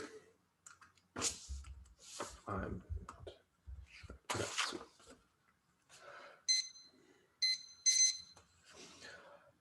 Deterrence counterplan, we're not going forward. Concede the permutation. All the defense was answered on the case. The flank 4 fails. Argument is also cross-applied to the case because it takes out their advantage. The Congress counterplan or the war powers counterplan, we're not going forward. Concede the firm theories of reason to reject the argument, not the team. The war powers DA at the top 1. The DA outweighs and turns the case and involves more great powers beyond North Korea and Japan. Japan CSD ends the model of demilitarization, encourages regional dispute jockeying. Russia and China get involved. Goes nuclear. Sterling 1127 to Article 9 is advised it will destroy one of our most important models of demilitarized state the world's ever seen. Chemical and biological weapons, cyber threats, territorial claims, and Japan is in its territories with Russia, South Korea, North Korea, China, and Taiwan. China is lurking in Japan's neighborhood, including nuclear capability. China's political matchbox, relationship between both countries have not been so stable. Issues such as in Chicago to fully exercise the right to collect itself, and that would equally exacerbate relations in the region. 2, it turns every advantage. Rearming ally crushes U.S. credit, prevents interoperability, and causes Russia War 3. It acts as the only DA with external impacts. We have an impact that also captures all of their arguments about OCOs, but also acts as an Indo-Pac scenario. It also acts as a scenario that is not just about cyber war, which means we have inroads to their impacts, but they do not have inroads to ours. Tweezy 1, the Sato evidence 1. This card is from July 1st, the day after Abe pulled out of Aegis Ashore. It is speculating on what could happen, not what would happen. Japanese user forces on the brink now. Sunioka 12-9. The Japan plans to develop the missiles that are capable of reaching Noka that would give Tokyo the ability to strike. If it anticipates the attack, lawmakers approve the missile proposal on Wednesday. Japan is worried about missiles to Pyongyang because frequently tries to is able to Aegis with the Abe's initially planned land-based agents, but had to scrap it. The ruling party wants Japan to make clear its building as to strike an enemy base before to strike itself. The mining area owned area, so the plan for home guard type of offensive development means they have stand-up capability to contain enemy targets beyond the range of the enemy's ability to strike back. 2, Japan has still many legal gaps that prohibit the full exercise of Article 9 reinterpretation, which is what our impact is about. In NASA 1116, the use of military power is controversial. The 2015 security bills introduced the use of SEF to back and collective self-defense, strengthen the U.S.-Japan alliance. The legislation contains many legal gaps and uncertainties that prevent Japan from harnessing the full potential of the reinterpretation of Article 9 interruption or full blown order will test Japan. 3, Japan interprets CSD broadly now, but will not use force in enemy territory. They're only allowed to do it in the commons. The planned use of defense is to get Japan to use defensive operations as a thin veil to allow them to use cyber ops and red space enemy computer systems instead of gray space, which requires Article 9 revision. Kurosaki 18, Article 9 permitted the use of force in territory and population collective security considered unconstitutional. Changes 2014, the cabinet decided to lift the ban to striking the cooperation. Japan is supported the regularly held the armed attack the progressive resistance. The progressive resistance, the collective self-defense of the U.S. contrary to the U.S. due to qualify for collective self-defense situation may pose existential threats, defines armed attack threats of Japan's survival threats of dangerous imminent anticipated examples include threats against U.S. vessels and transporting Japan. This would not include the request for assistance self-defense. Japan rejected that there must be no other means available to the use of force in the minimum because that necessary Japan's use of force in territory of enemy states refused to strike surgical missile strikes is a theoretical exception because of the link to sovereignty does not limit Japan's self-defense in areas that no one is sovereign. 2 no link. 1, abandonment of fears issues to selects every expansion in history to prove that the plan signals abandonment of Japan, which causes them to rearm. 2, burden sharing. The plan forces Japan to take up the burden of its own defense by reducing the U.S. will to defend them against cyber attacks. They will not sit idly by as lame ducks. They will require the U.S. to they will pick up what the U.S. left them with. Bartlett, their author 20 efforts have been almost entirely defensive. Japan's defensive-oriented security, but national security policy does not necessarily preclude a further development of offensive cyber capabilities. Offensive capabilities, Japan would seem to fall within the boundaries of what is acceptable under Japanese policy. The Japan threats to Japanese state cybersecurity is only increasing. 3, the Japan plan causes Japan to modify the constitution to take up offensive cyber posture. Adams 1116, the U.S.-Japan treaty, except the use of force and armed attack or prohibited Japanese government seems to be waiting whether the cyberspace presents a condition that deviated from the order and division in the treaties. Japan's constitution there appears to be an assessing of whether or not the law may provide room to maneuver towards a more proactive cyber posture. Lack of consensus left for the Japanese government questioning how to adapt to the cyber while comporting with Japan's legal obligations. 4. Defense Pact modification and constitutional amendment are intertwined. The plan signals a modification in the alliance framework, which calls it self-defense. Innovation. 15. The collective self-defense and specific conquest of Japan needs to be re-examined based on the mutual defense treaty. The other is the Constitution of Japan. The two angles are closely intertwined. An attempt to reinterpret Article 9, the enhanced role of Japan's self-defense forces, participating in the U.S.-led military operations through the UN peacekeeping operations, is critical at this juncture. The time is to put the issue into perspective and analyze it from the specific context of the circumstances. The particulars of the term has not been referred to in the vacuum, despite the concerns over the enhanced role for Japan and Japan can be raised. There are no legal obstacles are ascertained. The more meaningful and relevant question would be to ask what the overall scheme of the bilateral alliances analysis of the issue and of collective self-defense should not lose sight of this overall scheme. 2EC3, the impact defense. 1. This card is from an ambassador trying to defend the militarist Abe. It's a direct contradiction with their non-unique argument and the impact defense below. It is written from the Japanese perspective, not from the adversary perspective. It is basically useless in every measurable metric of a card. 2. Demilitarization model. Japan rearms, breaks the key signal of neutrality that causes South Korea, Taiwan, and India in violation of peace doctrines. 2017, Article 9 objectives Japan against demands to send troops to Vietnam. Article 9 deeply vetted East Asian peace, key pacifying roles. That role has never been fully recognized. Left English Japanese policies hardly exist. Rising Article 9 taking part of the collective self-defense together with the U.S. ally. The Article 9 has not contributed to giving Japan peace with itself. It was and its has also contributed to the pacification of the region of Japan, supposed to not its identity, but its peace as a reality. Article 9 has been hugely contributed to the East Asian pacification by reducing the sense of insecurity among Japan's neighbors, creating a model of a national peaceful development. Japan can be called upon to help the U.S. police the world. The Pentagon may expect Japan to take part of the U.S. intervention just as it does with Great Britain. The ongoing changes, but most worryingly, certainly worry Beijing. But China undergoes a similar change in the direction of exercising the right to actively defend its interest in the peaceful development of many pledges they never seek. Japanese China is not engaged with the combat abroad since the end of the Cold War and has held up people to defensive military doctrine. They can end up on a collision course. 3. Amendment not key. Courts defer to executive on political matters. Shikuzuka 19 contributing to the lack of pressing needs for a formal amendment. The court is deferred to the executive on political questions. The number of initiatives implicating the constitutional questions implemented without amendment. 2EC4, they already have. It's just basically half a word. It's not a card. I'm inserting part of their article that says the exact opposite of what they said. If they push us on this, we get to finish the card of the 2NR. 2EC5, the Kraska evidence. The card they cited goes blatantly negative on our uniqueness argument. Kraska insiders have Japan lawfully may deploy JSDF when an armed attack is referred to armed attack is anticipated. The term differs in anticipated armed attack. The government determines the existence of anticipated armed attack situation through a cabinet a close relationship with Japan as a result of Japan's survival of the threat. Then Japan cannot exercise its full scale scope because of constitutional limitations. 2EC6, this Abe card. 1, it is about Abe. He's not president anymore. FYI. Grady 9-2. Japan's next prime minister followed Abe's path in China. Tokyo's military tried to expand the nation's notions of self-defense. All of the likely candidates succeed Abe are articulating the same policy too. China perceive 2. This card is like Swiss cheese caveman highlighting. You should not give it any credit. 3. China perceives any expanding CSD as a sign of full remilitarization. If Japan fully exercises their interpretation of Article 9, nuclear war in East Asia is inevitable. Sterling 1127. If Japan carries out an amendment to Article 9, it will be put to East Asia in jeopardy. China will dislike whatever Japan proposes in collective self-defense and perceive it as Japan's remilitarization of Article 9 is why Japanese self-defense would be allowed to engage in military operations. No restrictions on nuclear weapons would damage the relations with China, North Korea, South Korea, international system. In light of China's influence, the nuclear armed power question of Japan's ability to send military forces represent a destabilized factor. They have not forgotten Japan's imperialism remains mistrustful and antagonistic. And not forgotten Japan's imperialism remains mistrustful and antagonistic. Article 9 is crucial. The last argument was answered above. It is one sentence. They do not get to expand on any no-link arguments that were not clearly articulated in the 2EC.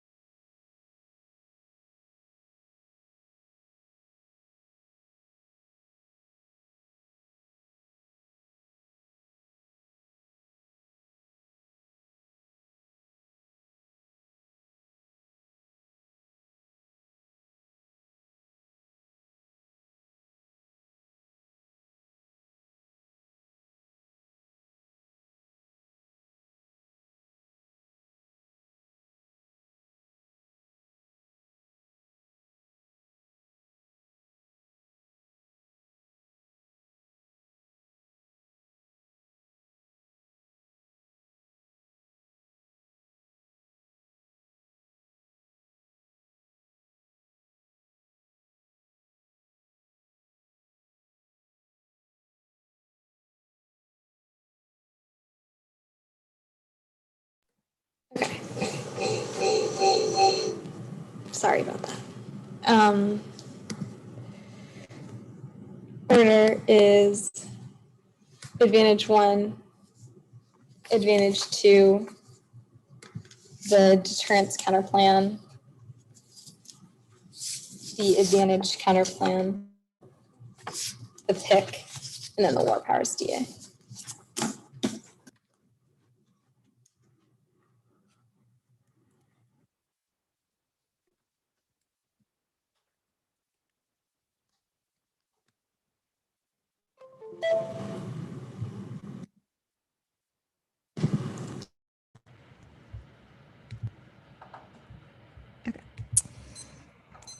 Everyone can hear me. Yeah. Okay, sweet. I'm gonna start.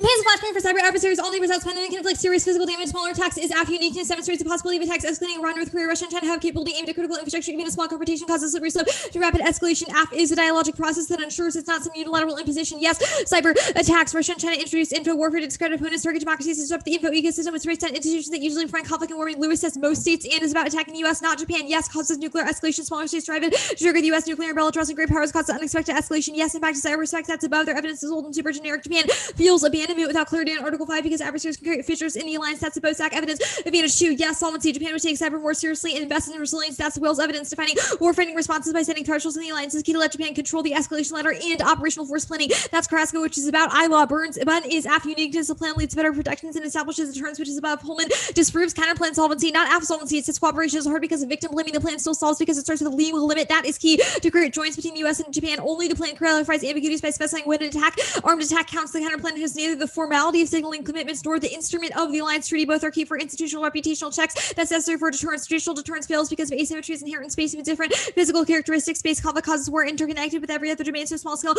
Conflict creates incentives, nuclear escalation, dominance, fronts, rising threats from upending the ILO that solves a litany of impacts like warming and rogue AI. Attacks on Japan do cause nuclear guarantees global war. Nuclear use by other states are especially vulnerable, which causes meltdowns, global attacks. Yes, extinction causes fires and radioactive release. Deterrence counterplan not explained at all. Going to assert the plan solves that should be enough. Advantage counterplan basically publishes the status quo and does nothing. Article 5 is key to interoperability. The plan is key to legal cohesion. Lewis describes that as a process of dialogue that ensures cogent integration, but lets Japan know they have to build up. Yes, legal thresholds key. Random intel and interoperability is insufficient without clarification about the commitment. Joint co-op won't happen for offensive forces because of legal restrictions and capability concerns. That's Davis. That's key. IPT Forum 19. Japan and the U.S. agreed to start their cybersecurity co-op. The U.S. and Japan would consider cyber attack that actually usually trigger mutual defense forwards need to clarify their cyber security rules. The partners no international legal definition of armed attack. Least question that action to be taken with the alliance to target Japan and the U.S. Russia around North Korea's use of the cyber operation use both minds and machines in a number of ways. So are operational pledges clear trying to give consultative means both nations express concerns about cyberspace involving knowledge strictly cyber attack and armed attack for the purpose of Article 513 to operationalize these pledges. Threats failed because of uncertainty. 17 retaliatory threats for punishment about affecting cyberspace data of attackers and knowing the asset can be held at risk. How long is unclear.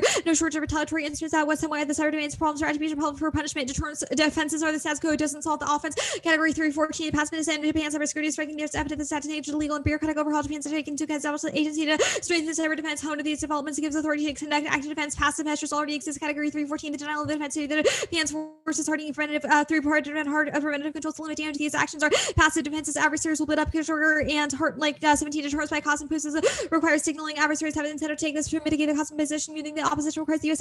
attribution cyber ways taking out strategic values effects to be effective will mitigate the cyber resilience. Things fails because our internal link is about Japan, so it doesn't matter.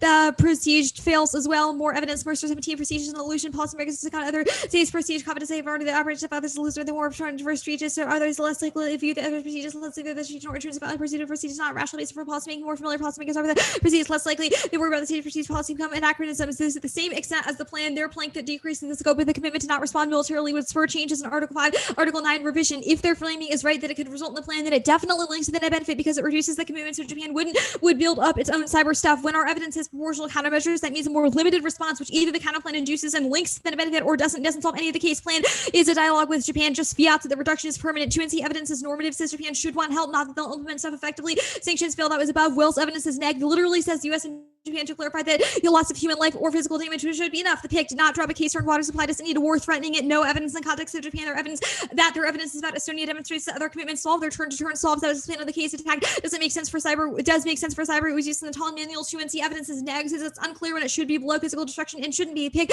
does not solve the case. Kinetic attack is the only thing that can make cyber weapons and element of defense capabilities represent use of forces equal to adversaries in Japan. Instances in which the U.S. will intervene. That's Louis Bozak says absence of armed attack threshold creates legal ambiguity about increases abandonment and adversary exploitation, which basically reforms the status quo. So the perm solves. The counterplan is plan plus. So perm do both adds a more expansive reading. It's not severing out of ours because the plan says reduce instances, not eliminate, which is why we changed the plan so that the PIC did not compete. War powers DA does not turn the advantage. How does it crush credibility? More credible. Japan strengthens the alliance. They have no Indo-Pac war impact. There never was an external impact. Red Article 9 strengthens the alliance. Choose 9. The Japan have to consider escalating demand to the U.S. against the alliance. How appeals for alliance place significant pressure on Japan since the prohibition until defense focus unlikely to receive Japan. Washington release pressure to reconsider constitutional prohibition refers to the Article 9 make U.S. exerted pressure on Japan. Japanese can but the constitutional limit the prohibition will offer closer, more efficient security cooperation. Link is not unique. Albeit already reinterpreted the Constitution in 2014. They disguised missile defense as defensive, so they would either do that with the AF or they've stretched Article 9 to mean nothing because they announced hypersonic cruise missiles have the world's largest F-35 fleet. That's NATO and Oslo. What is a full exercise of Article 9? Their evidence is Japan hasn't grasped full potential, not they haven't fully reinterpreted it. All informal expansionist links are triggered. Readers 20. Albeit both defense spending expended the military ability project power in 2014. The government reinterpreted the Constitution allowed the troops overseas and demand the collection of Japan's current missile strikes are triggers their Article 5 impact. TRT 20. The Japan have to build military against mode 9 successful increase the defense spending has a new agency story is not enough.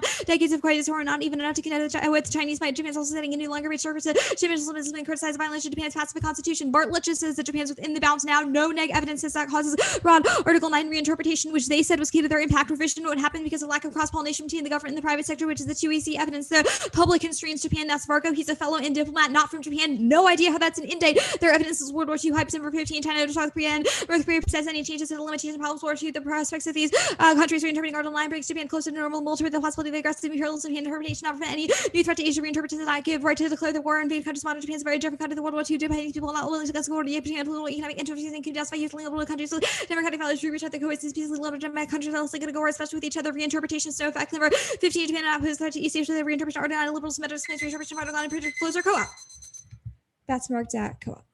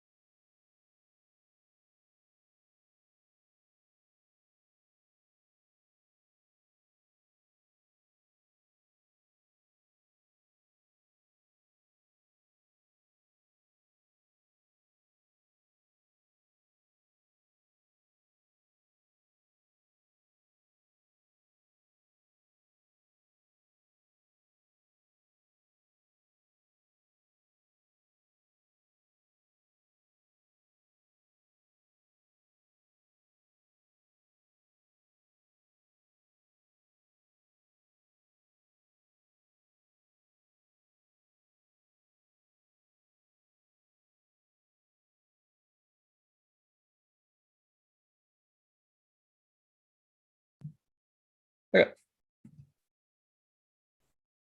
I'll wait for all the judges.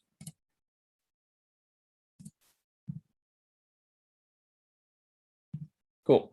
It's going to be the War Powers DA, the Advantage Counter Plan, the PIC, the Cyber Advantage, the Interoperability Advantage.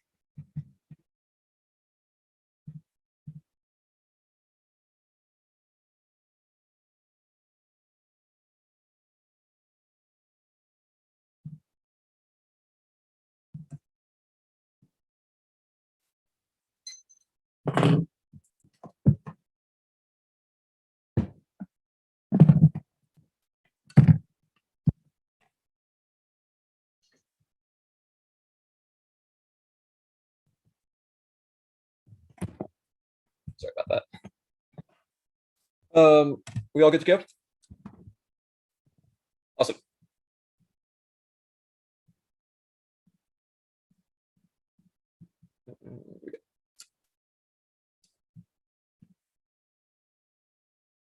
Article 9 modification signals to allies around Asia. The Imperial Japanese are back. It escalates instability to Asian territorial disputes. 1 hour Sterling says they call it WD escalation between India, China, North and South Korea. It would cause Indo-Pak war by militarizing the Indo-Pacific and setting precedent for preemptive strikes and escalation. The signal for restoring Imperial Japan is more scary than NDK's impact. They have historically been the enemy of every power in Asia. Oliver Evans says the signal of their return would basically immediately cause a nuclear war. It is rapid. It is large. You should not gamble it on the chance the plan could eventually stop a nuclear meltdown in Asia based on some convoluted chain of logic. It turns the case. The rearming ally makes credibility impossible. It undermines interoperability because the U.S. would no longer trust Japan in a world in which went back on its explicit constitutional guarantees, that it magnifies ambiguity via inducing escalatory pressures that emboldens adversaries to use cyber attacks as they take up the model of a formerly pacifist nation, developing offensive capabilities. In the 1AR Hughes from 2006 about the 2014 modifications that Evans priced us in. 1AR2 was unique. This one, it's priced in. Most of the cards about the 2014 defense interpretation was broad and collective self-defense to use in the commons, i.e. outer space and the open ocean, or impacts about Japan the fully exercising the reinterpretation to use force in enemy territory in cyberspace. That means using offensive ops in enemy computer systems. Or not. So in Sterling Evans from November, who stays theirs by 5 years. It says the interpretation is limited to the comments down. The Ishuka Evans is about expansion beyond the 14 modifications too. 1AR Reuters from August 23rd, answered by 1AR Snuka that says that offensive strike is limited now to open space, not on enemy territory. 3 1AR TRT Evans from Turkish state media quoting a crackpot saying Japan has been criticized. Now that Japan can't be criticized more. The link debate. 1 abandonment fears. The basic assurance story is not addressed after the 1AR. After the plan, Japan thinks we will abandon them more. Ishizuka conducts a historical survey that also prices in all of their thumpers and says further modifications to Article 9 are likely. 1AR Lee says the NDT interpretations are intertwined with constitutional interpretation. 2 is burden sharing. Frame this link through the Japanese perspective. After the plan, do you think Japan will sit there and let themselves get them cyber attacked? 1 and C, 1AR Bartlett and 1AR Adams give a resounding no. They will defend themselves. The U.S. command to defend Japan is not just out of benevolence, and it's to keep the Japanese down. 3, framing the issue, the link was a blip in the 2AC. Like 20 seconds, the 1AR cannot be the 2AR. Finally, the impact debate. 1, prefer Sterling and Tonnis and Evans, both have PhDs and are writing from the neutral academic perspective. The 2AC card's indicted is trying to portray Japan as less offensive from diplomacy, and the 1AR card is no quals listed. There's no new comparison to the 2AR. They had their chance, but chose to read new evidence instead. 2, the 1AR has 2 old are evidence post states by half a decade. 3, these cards do not assume the link. They're all saying Japan's pacifist now, or links demonstrate they will not stay pacifist for long because they will take up the mantle of offensive operations. 4, public support is not key. The 1AR Ashuka Evans says the executive can do it unilaterally, which answers most of the remaining stuff. The Japanese rearms breaks the key signal neutrality, or Thomas Evans says it spills over to South Korea, Taiwan, and India war to cause all these are flashpoints that will escalate Japan reemerges an adversary. Now the counterplan establishes a proportionate suite of measures for retaliation and cyber attacks in conjunction with Japan. It solves deterrence and ambiguity because the U.S. and Japan jointly clarify and publicize which cyber attacks demand a response and how we will respond about the U.S. unilaterally imposing that reduction on Japan. 1AR 1 is the Article 5 deficit. 1, the plan is not dialogue. This was new. 1AR spin and totally divorced from how they explained the plan earlier in the day and in the ways to cross-links. The plan is the U.S. informing Japan we are reducing our Article 5 commitment to this. You have no choice but to agree. They said in cross-links the U.S. will retain veto power, and you have and the rest of the cyber attacks are up to you. The counterplan categorizes cyber attacks in advance and then jointly agrees with Japan which ones deserve a response and which ones don't. It avoids the net benefits since the U.S. would end up providing the vast majority of the capabilities. And since they did not make a competition argument, it means the counterplan will result in Article 5 clarification, just a jointly agreed upon one, where they set up thresholds and responses instead of unilateral reduction. 2, the new 1AR cards do not get them anything. They agree with the 2 and C wealth evidence, and we've already agreed to respond to cyber attacks of Article 5 now. There's very little ambiguity. The defense act applies to cyber. The counterplan just clarifies proportional responses, which their IPDF form evidence agrees is key when it says, quote, that leaves questions about unanswered about which actions should be taken. The counterplan clarifies what's the response. The app only clarifies the threshold, so they are more ambiguous. 3, even if the counterplan solves the total impact, we would restrain ourselves from escalating disproportionately conflict, which ensures the US would not get drawn in or trapped into a kinetic war with China, and it caps escalation at the lower rungs of the escalation ladder. The category cards, look, if they go for these, it proves our DA. It means that Japan needs to transition from passive to active defense. Our point is the only way Japan can do that is through Article 9 revision, which has Japan announce the legal jurisprudence to respond to attacks abroad. They don't take out the counterplan. 1, deterrence by retaliation is sufficient. The counterplan still induces that. 2, the counterplan shores up Japanese cyber defenses. They have basically dropped the second plank of the counterplan, which solves interoperability to give Japan the capabilities they need to bolster and secure the nuclear security and space systems. And 3, there's no reason Japanese capabilities are key to deterrence. The counterplan can threaten U.S. retaliation. They have no reason why Japanese response in cyberspace is key when the U.S. can fill in and threaten retaliation. The prestige argument, they dropped the frame for the Twin Sea. Japan has no reason to say no to basically free cybersecurity enhancement in space and nuclear domains. The prestige trails cards is hopelessly generic and not about Japan, whereas the Twin Sea Herald Evans says they'll agree to the counterplan. Yes, avoids net benefit as explained above. The plan is not a dialogue, it's unilateral reduction. The counterplan does not result in the plan because the U.S. assumed the vast majority of responsibility. Sanctions was not. They explained they dropped there's no link. We did not read O'Hanlon, and the responses are not sanctions and are proportional and credible. Now the armed attack pick. I'm not going for and they also dropped judge pick, which means that the counterplan links you should kick it for me because of conditionality. Now the armed attack pick, not going for the pick, but the internal net benefit definitely turns the app. The cards not being about explicitly Japan don't matter because the winner dropped out. They have no cards about whether plane specific threshold is good either. The alliance now is sufficient to prevent cyber attacks or Herald Evans is the current case by case approach to deterrent escalation because adversaries are never sure which thresholds can trigger retaliation. Or Schmidt, LaPointe, and Corn Evans is an explicit critique of the app's threshold in cyberspace, saying an explicit threshold is more destabilizing because it legitimizes any and all operations like informatic warfare that fall below the kinetic threshold. So they drop turns case argument, and our Evans says it's not more likely to escalate by miscalculation because they embolden more attacks, which means you should evaluate this as both strategic ambiguity good and the kinetic thresholds independently destabilizing. The cyber advantage, the cyber attacks don't escalate at framing issues. They have cards that Japan might get attacked, and that cards generally that cyber escalates, not that attacks on Japan escalate. We've read a slew of cards indicating Japan gets attacked millions of times each year. There's no threshold for retaliation. Our Ballerino Evans references studies and says that broadly cyber is not a made prone to escalation since all empirics proof attacks only cause limited disruption. Or Lewis Evans says they were authored 5 years later, says U.S. cyber policies cautious says that Russia and China won't pursue catastrophic cyber attacks for fear of retaliation. Interoperability. This advantage is totally illogical. 1, clarifying cyber threshold does not mean Japanese space systems become less vulnerable. All it means is the U.S. will not necessarily respond to all those attacks, does not solve space dominance, the LAO, their meltdown impact. No card connects Article 5 clarification to Japanese investment into the nuclear and space domains. 2, unilateralism explained on the other flow. Only the counterplan joint clarification. The plan is the U.S. unilaterally dictating a threshold which worsens cohesion and interoperability. 3, no spillover. The plan clarifies how the U.S. and Japan would respond to cyber attack. Does not mean they produce a doctrine across the full spectrum, which is a recutting of their cross evidence.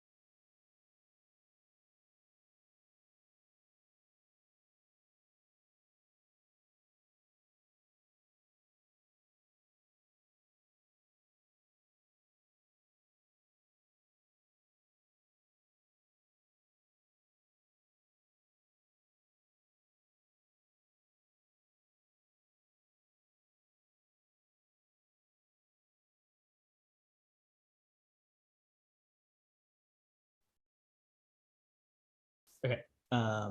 Ambiguity advantage, interoperability advantage, the pick advantage counterplan DA.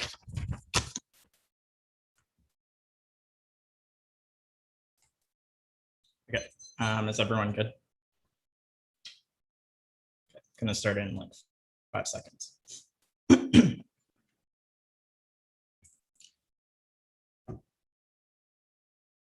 They've conceded our entanglement impact throughout this debate, which short circuits our DA impact on scope and time frame. Attacks from China, North Korea, and Russia are increasingly likely to target Japanese vulnerabilities on the cyber realm. They'll utilize OCOs to attack command and control, which ensures rapid escalation to the nuclear level and entangles the U.S. through escalation pool dynamics, where Japan will feel emboldened because of the nuclear umbrella that causes large-scale Asia war with all Asian allies and all countries around the region. It outweighs because cyber weapons are increasingly ubiquitous and asymmetric capabilities encourages high risk accessory behavior before any sort of Article 9 revision could occur on time frame. It turns the DA because in a massive nuclear conflict in the cyber realm, Japan will recklessly drive, causing reinterpretations in Article 9 to develop all the capabilities their evidence will say happens. Time frame should come first because you only die once, and we control uniqueness because cyber escalation is increasingly likely now. Absent clarity about the Article 5 threshold, Japan will inevitably perceive abandonment, which internally turns all of their assurance link stuff on the DA. Adversaries will exploit ambiguous themes through hybrid warfare to undermine the alliance, but only the planned formal clarification of the alliance and legal foundations for Article 5 deters adversaries through setting a threshold and signals for Japan when will come to their defense. That turns the DA. Abandonment is more likely to cause Article 9 revisions per their link because they won't have any of the capabilities behind the U.S., so they're incentivized to do whatever it takes to secure their interests. Yes, Japanese escalation, their evidence does not assume that asymmetrical capabilities among different actors across the region, nor OCO capabilities.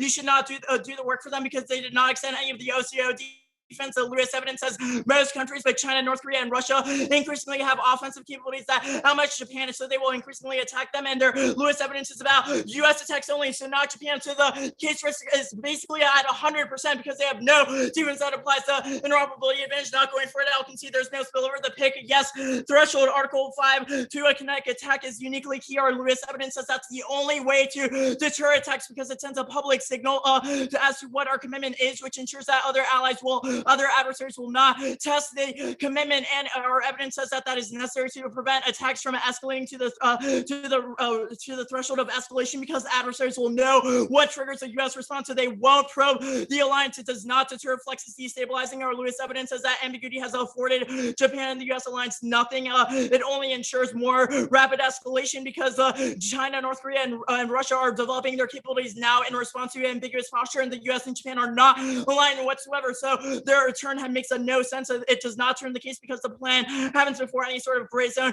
testing occurs, and the signal that the plan would create is immediate, so it has an immediate effect to deter adversaries, and none of their evidence assumes the scope of our Lewis or Kawara card that explain the threshold setting is necessary, and our Bosic evidence says that avoids the fears of abandonment, which is more likely to cause escalation. Now, the advantage counterplan, the whole 1AC is an impact turn to the counterplan because it maintains ambiguous posture, but it has no threshold for when the U.S. will come to their response. Article 5 is key. They have agreed that cyber constitutes a mutual defense, but the case-by-case analysis has no metric to determine coach and response on what action should be taken when the alliance is targeted. China, Russia, Iran, and North Korea are rapidly expanding now, and only the Article 5 declaration deters them by creating the shared understanding of the commitment threshold, which is Lewis and IPDF-RM. Operational pledges are a prerequisite to implement any measures that the counterplan creates because there's no sort of agreement as to what the response is, which is the Klinger and Wells evidence. Absent Article 5 clarification, it does not solve the plan is dialogue, or Kawara evidence says that consultation would be normal means. As a result of clarification, their explanations link to the net benefit because it still requires a modification in Article 5, and they have said that it results in a modification as well. Yes, ambiguity, case-by-case analysis ensures that there's no coherent response, and that all options on the table. Kawara says that it's impossible to corroborate. The plan is not more ambiguous because it sets a clear threshold for what a kinetic attack is, which is sufficient to resolve our internal links, and all of our is highly specific. Japan has passive capabilities now. It does not prove the DA. It proves that they would just maintain those defensive capabilities because they have no fucking idea what to do. Inducements are two mercer pieces of evidence as that prestige is an illusion and has no sort of mechanism whatsoever to incentivize Japan. The second plank fails because Japan will still invoke Article 5 even if it caps escalation. It will still escalate because the plan is not unilateral. It still interprets what the alliance is. Now the DA, there's no chance of an imperial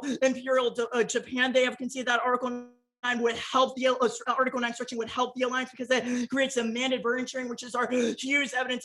They have to consider the escalating demands for expanded alliance co-op. You should not give them any sort of external impact because they do not have one. They have zero internal link to this Indo-Pac stuff. None of their cards are highlighted to say India or Pakistan, so you should not do it. It does not undermine credibility. The Article 5 threshold is a larger internal link in and out.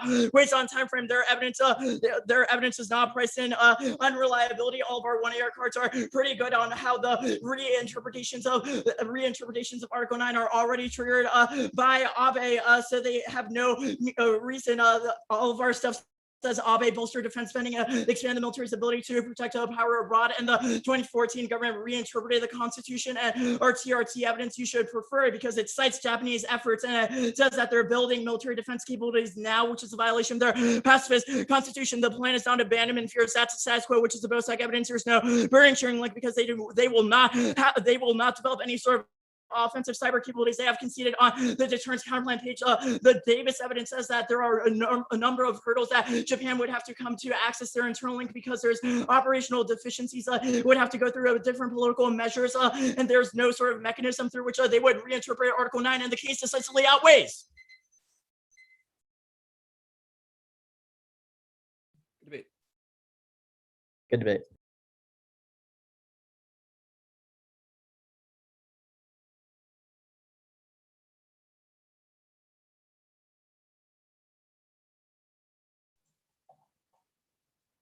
Or both sides preparing a doc. Yeah, we're about to send it up. Thank you.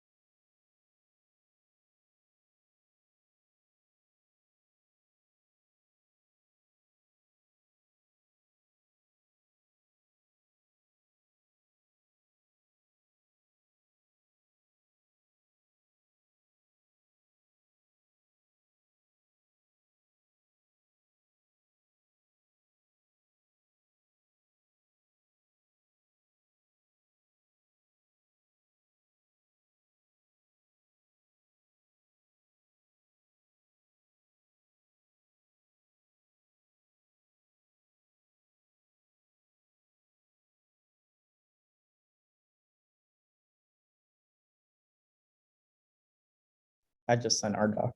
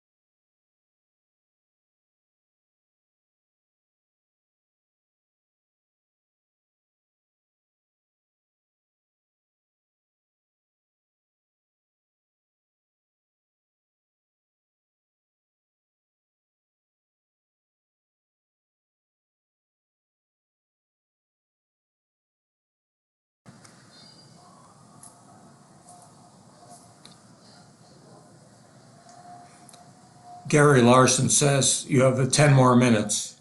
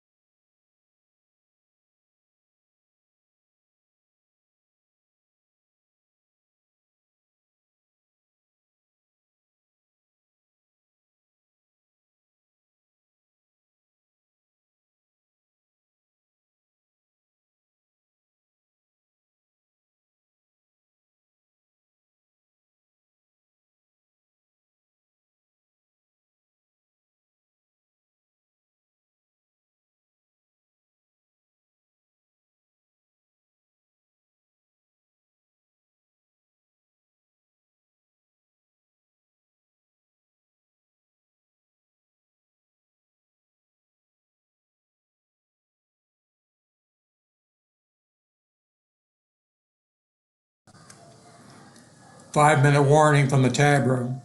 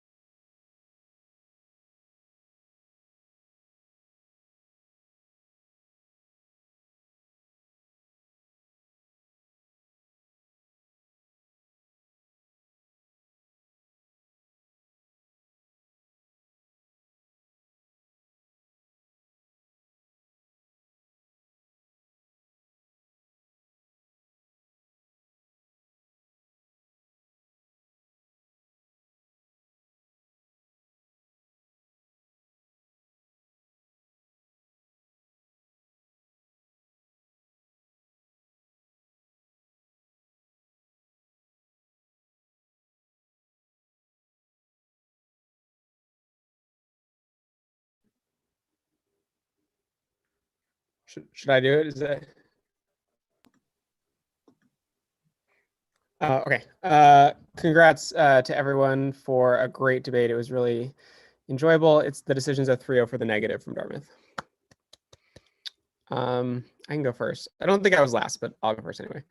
I think the counter plan sufficiently avoids the DA, which outweighs any solvency deficits. So first, does the AF solve this ambiguity advantage? Is there an impact? Yes. The 2NR does not push back much on the internals. The 2NR barely mentions kind of like a couple words of impact D and that there are attacks now. The 2AC, 1AR, and 2AR say that these attacks establish the potential for escalation, and that there are new tech and offensive tactics to be used by Russia, China, and North Korea. Should the counterplan not solve, I think the AF's in trouble. Or should the counterplan link as much as the AF? I think the neg's in trouble. Second question, do these case arguments turn the DA? It's largely new. 1NR invested in turns case and impact calculus. The 1AR did not really reciprocate, and the 2NR largely just reiterates 1NR turns case arguments with just like a little bit more explanation. So I think it'd be implausible to require the 2NR to have expected the large amount of 2AR turns case or turns DA arguments. However, we stop wars in Asia. Those Asia wars turn Eurasia wars. That's plausible, fine. So like there is that 1AR. That's basically one argument. So I conclude AF gets two benefits from the case. They're quick, large Russia, China, North Korea war, and that causes potentially some neg DA. The problem is that I think the counterplan doesn't link to the net benefit as much as the AF, which is I think where the AF needed to win. And I was surprised that the 2AR spent less time here than maybe other places. There are two reasons why the counterplan is distinct from the plan, even if there are some elements that may link similarly. One, the bilateral process fiats the end of negotiation, which may include a reduction in MDT coverage, but the plan is a guarantee of that reduction, which links comparatively more. This sounds eerily like a pick out of certainty, which I think the affirmative should have discussed a bit more. I should mention the 2NR is maybe a little wishy-washy on this, but the 2NR does have the phrase, the counterplan just clarifies the proportional response, and that the counterplan does not keep the US veto status, which the AF kind of committed to in 1AC Cross-X. Second, the counterplan leaves response options to the US, which decreases the necessity for Japan to develop their own, which may offend Article 9. This is mentioned many times. It makes sense to me why this would avoid linking to the DA about requiring new defense capabilities in response to the plan.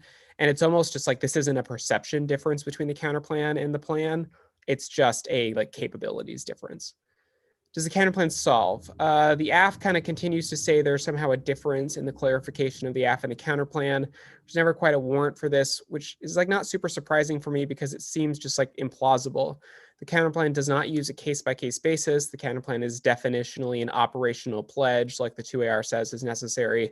The counterplan communicates red lines and responses, devotes US retaliatory capabilities to deterring aggression instead of Japan's own deterrent.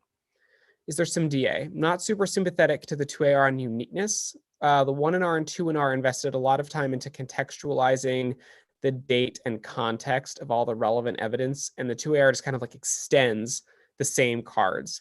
The 2NR informs you that these cards are either priced in or about a 2014 issue, or from last July when there was a lot of speculation about revisions that never actually came to fruition, that don't assume new gaps in the legal basis. And even though I think the AF is doing well extending their arguments, they're not counter-explaining the context of how I should read these cards.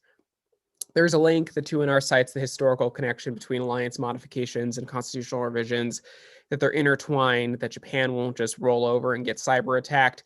And I think perhaps most important, that Japan, once they get cyber capabilities, won't just remain pacifist.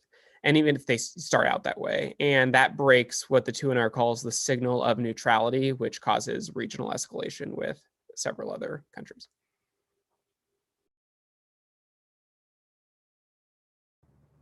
I can go next. I think I decided last. This took me forever to decide because I was really stuck on whether or not the significant overlap between the AF and the counterplan in terms of the potential for future cooperation, which the AF says is a possibility in the world of the AF, is the lack of a formal pledge in the counterplan enough of sort of a shield to avoid the possibility that Japan would develop its own operational capabilities on the DA. I agree with everything that's been said about the debating on the DA and the reasons why the uniqueness pushes in the 2AR, I thought were sort of preempted by the 2NR in terms of a lot of in-depth debating. I concluded on the counterplan that the neg is making a sufficient enough distinction that if we just give them the stuff and there's ongoing dialogue, the unilateral nature of announcing the change in our defense posture is more likely to cause Japan to develop offensive capabilities than just the counterplan on its own. And to me, that was sort of the core of the debate, whether or not the unilateral pledge by the United States solved more of the ambiguity advantage than the counterplan avoided the link to the net benefit.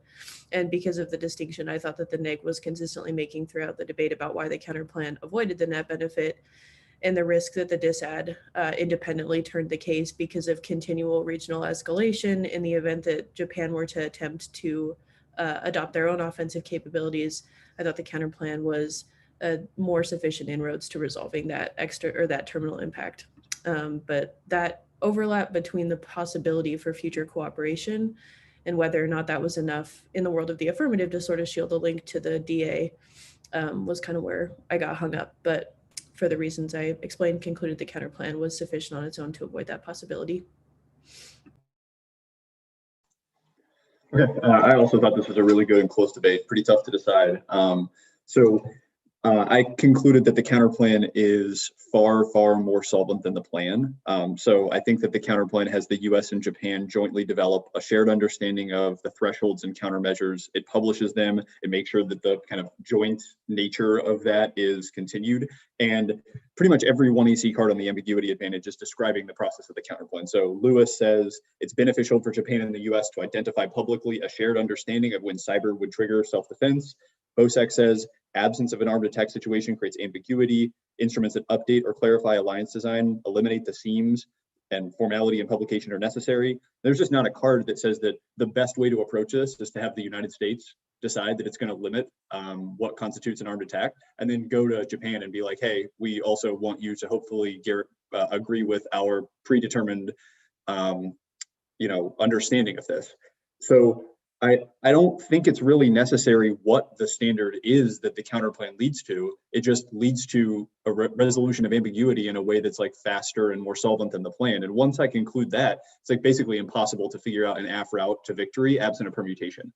So the two relevant questions beyond that on the counterplan are, is the plan consultation? And I think the answer to that is no, it's not in the plan. It's not really the way that the cross-ex of the 1EC went down. The card that's referenced on this is describing a measure that I think is much more indicative of what the 2AR card on this is. Its reference is probably closer to an explanation of the counterplan than the plan. And then the second relevant question is just, does it link to the net benefit? And I think it probably does link to the net benefit. And I struggle very much with Dartmouth's explanation of like trying to figure out solvency and still linking to net benefit, especially since very little of the 1NR link explanation is tied to the sphere of abandonment argument that I think is probably the best distinction between the plan and the counterplan. But there are two distinctions. So this like unilateral versus shared understanding. So there's some risk that the counterplan links less to a fear of abandonment. And the second distinction that I never had Wake answer was that under the world of the counterplan, the US is the one that's providing most of the defense. So independent Japanese OCOs in the world of the plan are more likely than in the world of the counterplan. Now, both of those arguments would be much more in Wake's favor if there was a permutation, I think, or some definition of a word in the plan that allowed for consultation. So the DA for me is not very big. So I thought that the neg kind of has this set of evidence that describes the debate about OCOs as a realistic option in Japan and not static and maybe potentially influenced, but there's not really just a card that says that the plan causes full-scale revision of Article 9. And the 1NR, despite being a really fantastic speech, I kind of thought maybe set the threshold for this a little bit too high. It might be better to just go for the linear, the more Article 9 expands, the more there's a risk. But I kind of thought that you were I know why you have to do this, because you have to answer these there have been some minor modifications of Article 9 now, but it just every time you said full exercise, I was kind of trying to figure out what the link card that kind of got to that threshold. So there's like that problem, which is like does Dartmouth have a complete argument? But like most of the cards that Wake is giving me in the doc, I think don't really help. So Davis and Bosak, I think are like very good counterplan solvency cards. I don't evaluate either of these Zemberg cards. They're from an undergrad. The 2NR is very clear about like no qual at all. So like just card wise, Wake doesn't really have much game on the DA, but you know, not totally relevant. Just two other quick things. So the case thing, I actually thought the case fee was like kind of good. So like I thought that there wasn't really, so I thought the SQUO empirically denied it. I kind of thought that no escalation was a little bit better than the escalation args. And you're right about this OCO's distinction, but that OCO's card is not really about Japan, if I'm reading it correctly. It's about like Asian conflicts, but I'm like the 2AR doesn't really do the like spillover argument or like thought learning or whatever that was said earlier. So I don't really understand the solvency argument for it. The pick thing, I'm not really giving Dartmouth much here. Like Ruby was like a little bit quippy with it, but just like, why do we need to threaten war over water is like a question I can't answer. So like, I don't really understand what the impact is or why it's bad to lower the threshold to not cover some of those things. For the AF, I thought that you should like make a couple of different 2AR choices. So like, I think based on what I've heard from the other two judges, I think like counterplan links to net benefit is like something we all struggled with a bit. And we all probably thought it like links some, but like maybe we're just neg hacks. So we like said linking less matter, but like there's a 2AR to be given. That's like, there's no such thing as linking less. As a link is a yes, no question, links are links. You know, I'm not the most amenable judge to that, but like it would help, I think, a little bit. And then I kind of think that you need to be forwarding a competition argument earlier against this counterplan. So Miles alluded to this, like, is this just the certainty pick?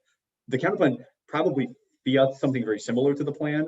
And, you know, maybe having them walk through like the fiated result of the counterplan would help demonstrate why it's like kind of plan plus, kind of like do the plan plus consult, maybe that would help. For the neg, I've already alluded to both of these things. So like a better card that ties abandonment fears to Article 9 revision would help. Weirdly, like that card I think probably is easier to find than some of the like cyber Article 9 stuff that you're doing here, but just like that card needs to be present. And then from the get-go, like I like 1E or 1MC cross-X, you were like, hey, you read an advantage that like demonstrates how this DA kind of works. It's a little bit weird as a judge to be thinking about that at the same time that you're saying CP solves that advantage. Like you're saying like the internal link chain of the advantage is what triggers the DA. Like it, you know, sufficiently gives Japan the tech necessary to produce OCOs. It's seen by some as offensive in Asia, and like all of that solvency argument, yeah, it links to the DA, but if the counterplan solves the, or links to the plan, but if the counterplan solves the advantage, it links to the plan as well. So, you know, that's long. I'll stop rambling. But I did think it was a really good debate. And Wake, do you have any questions?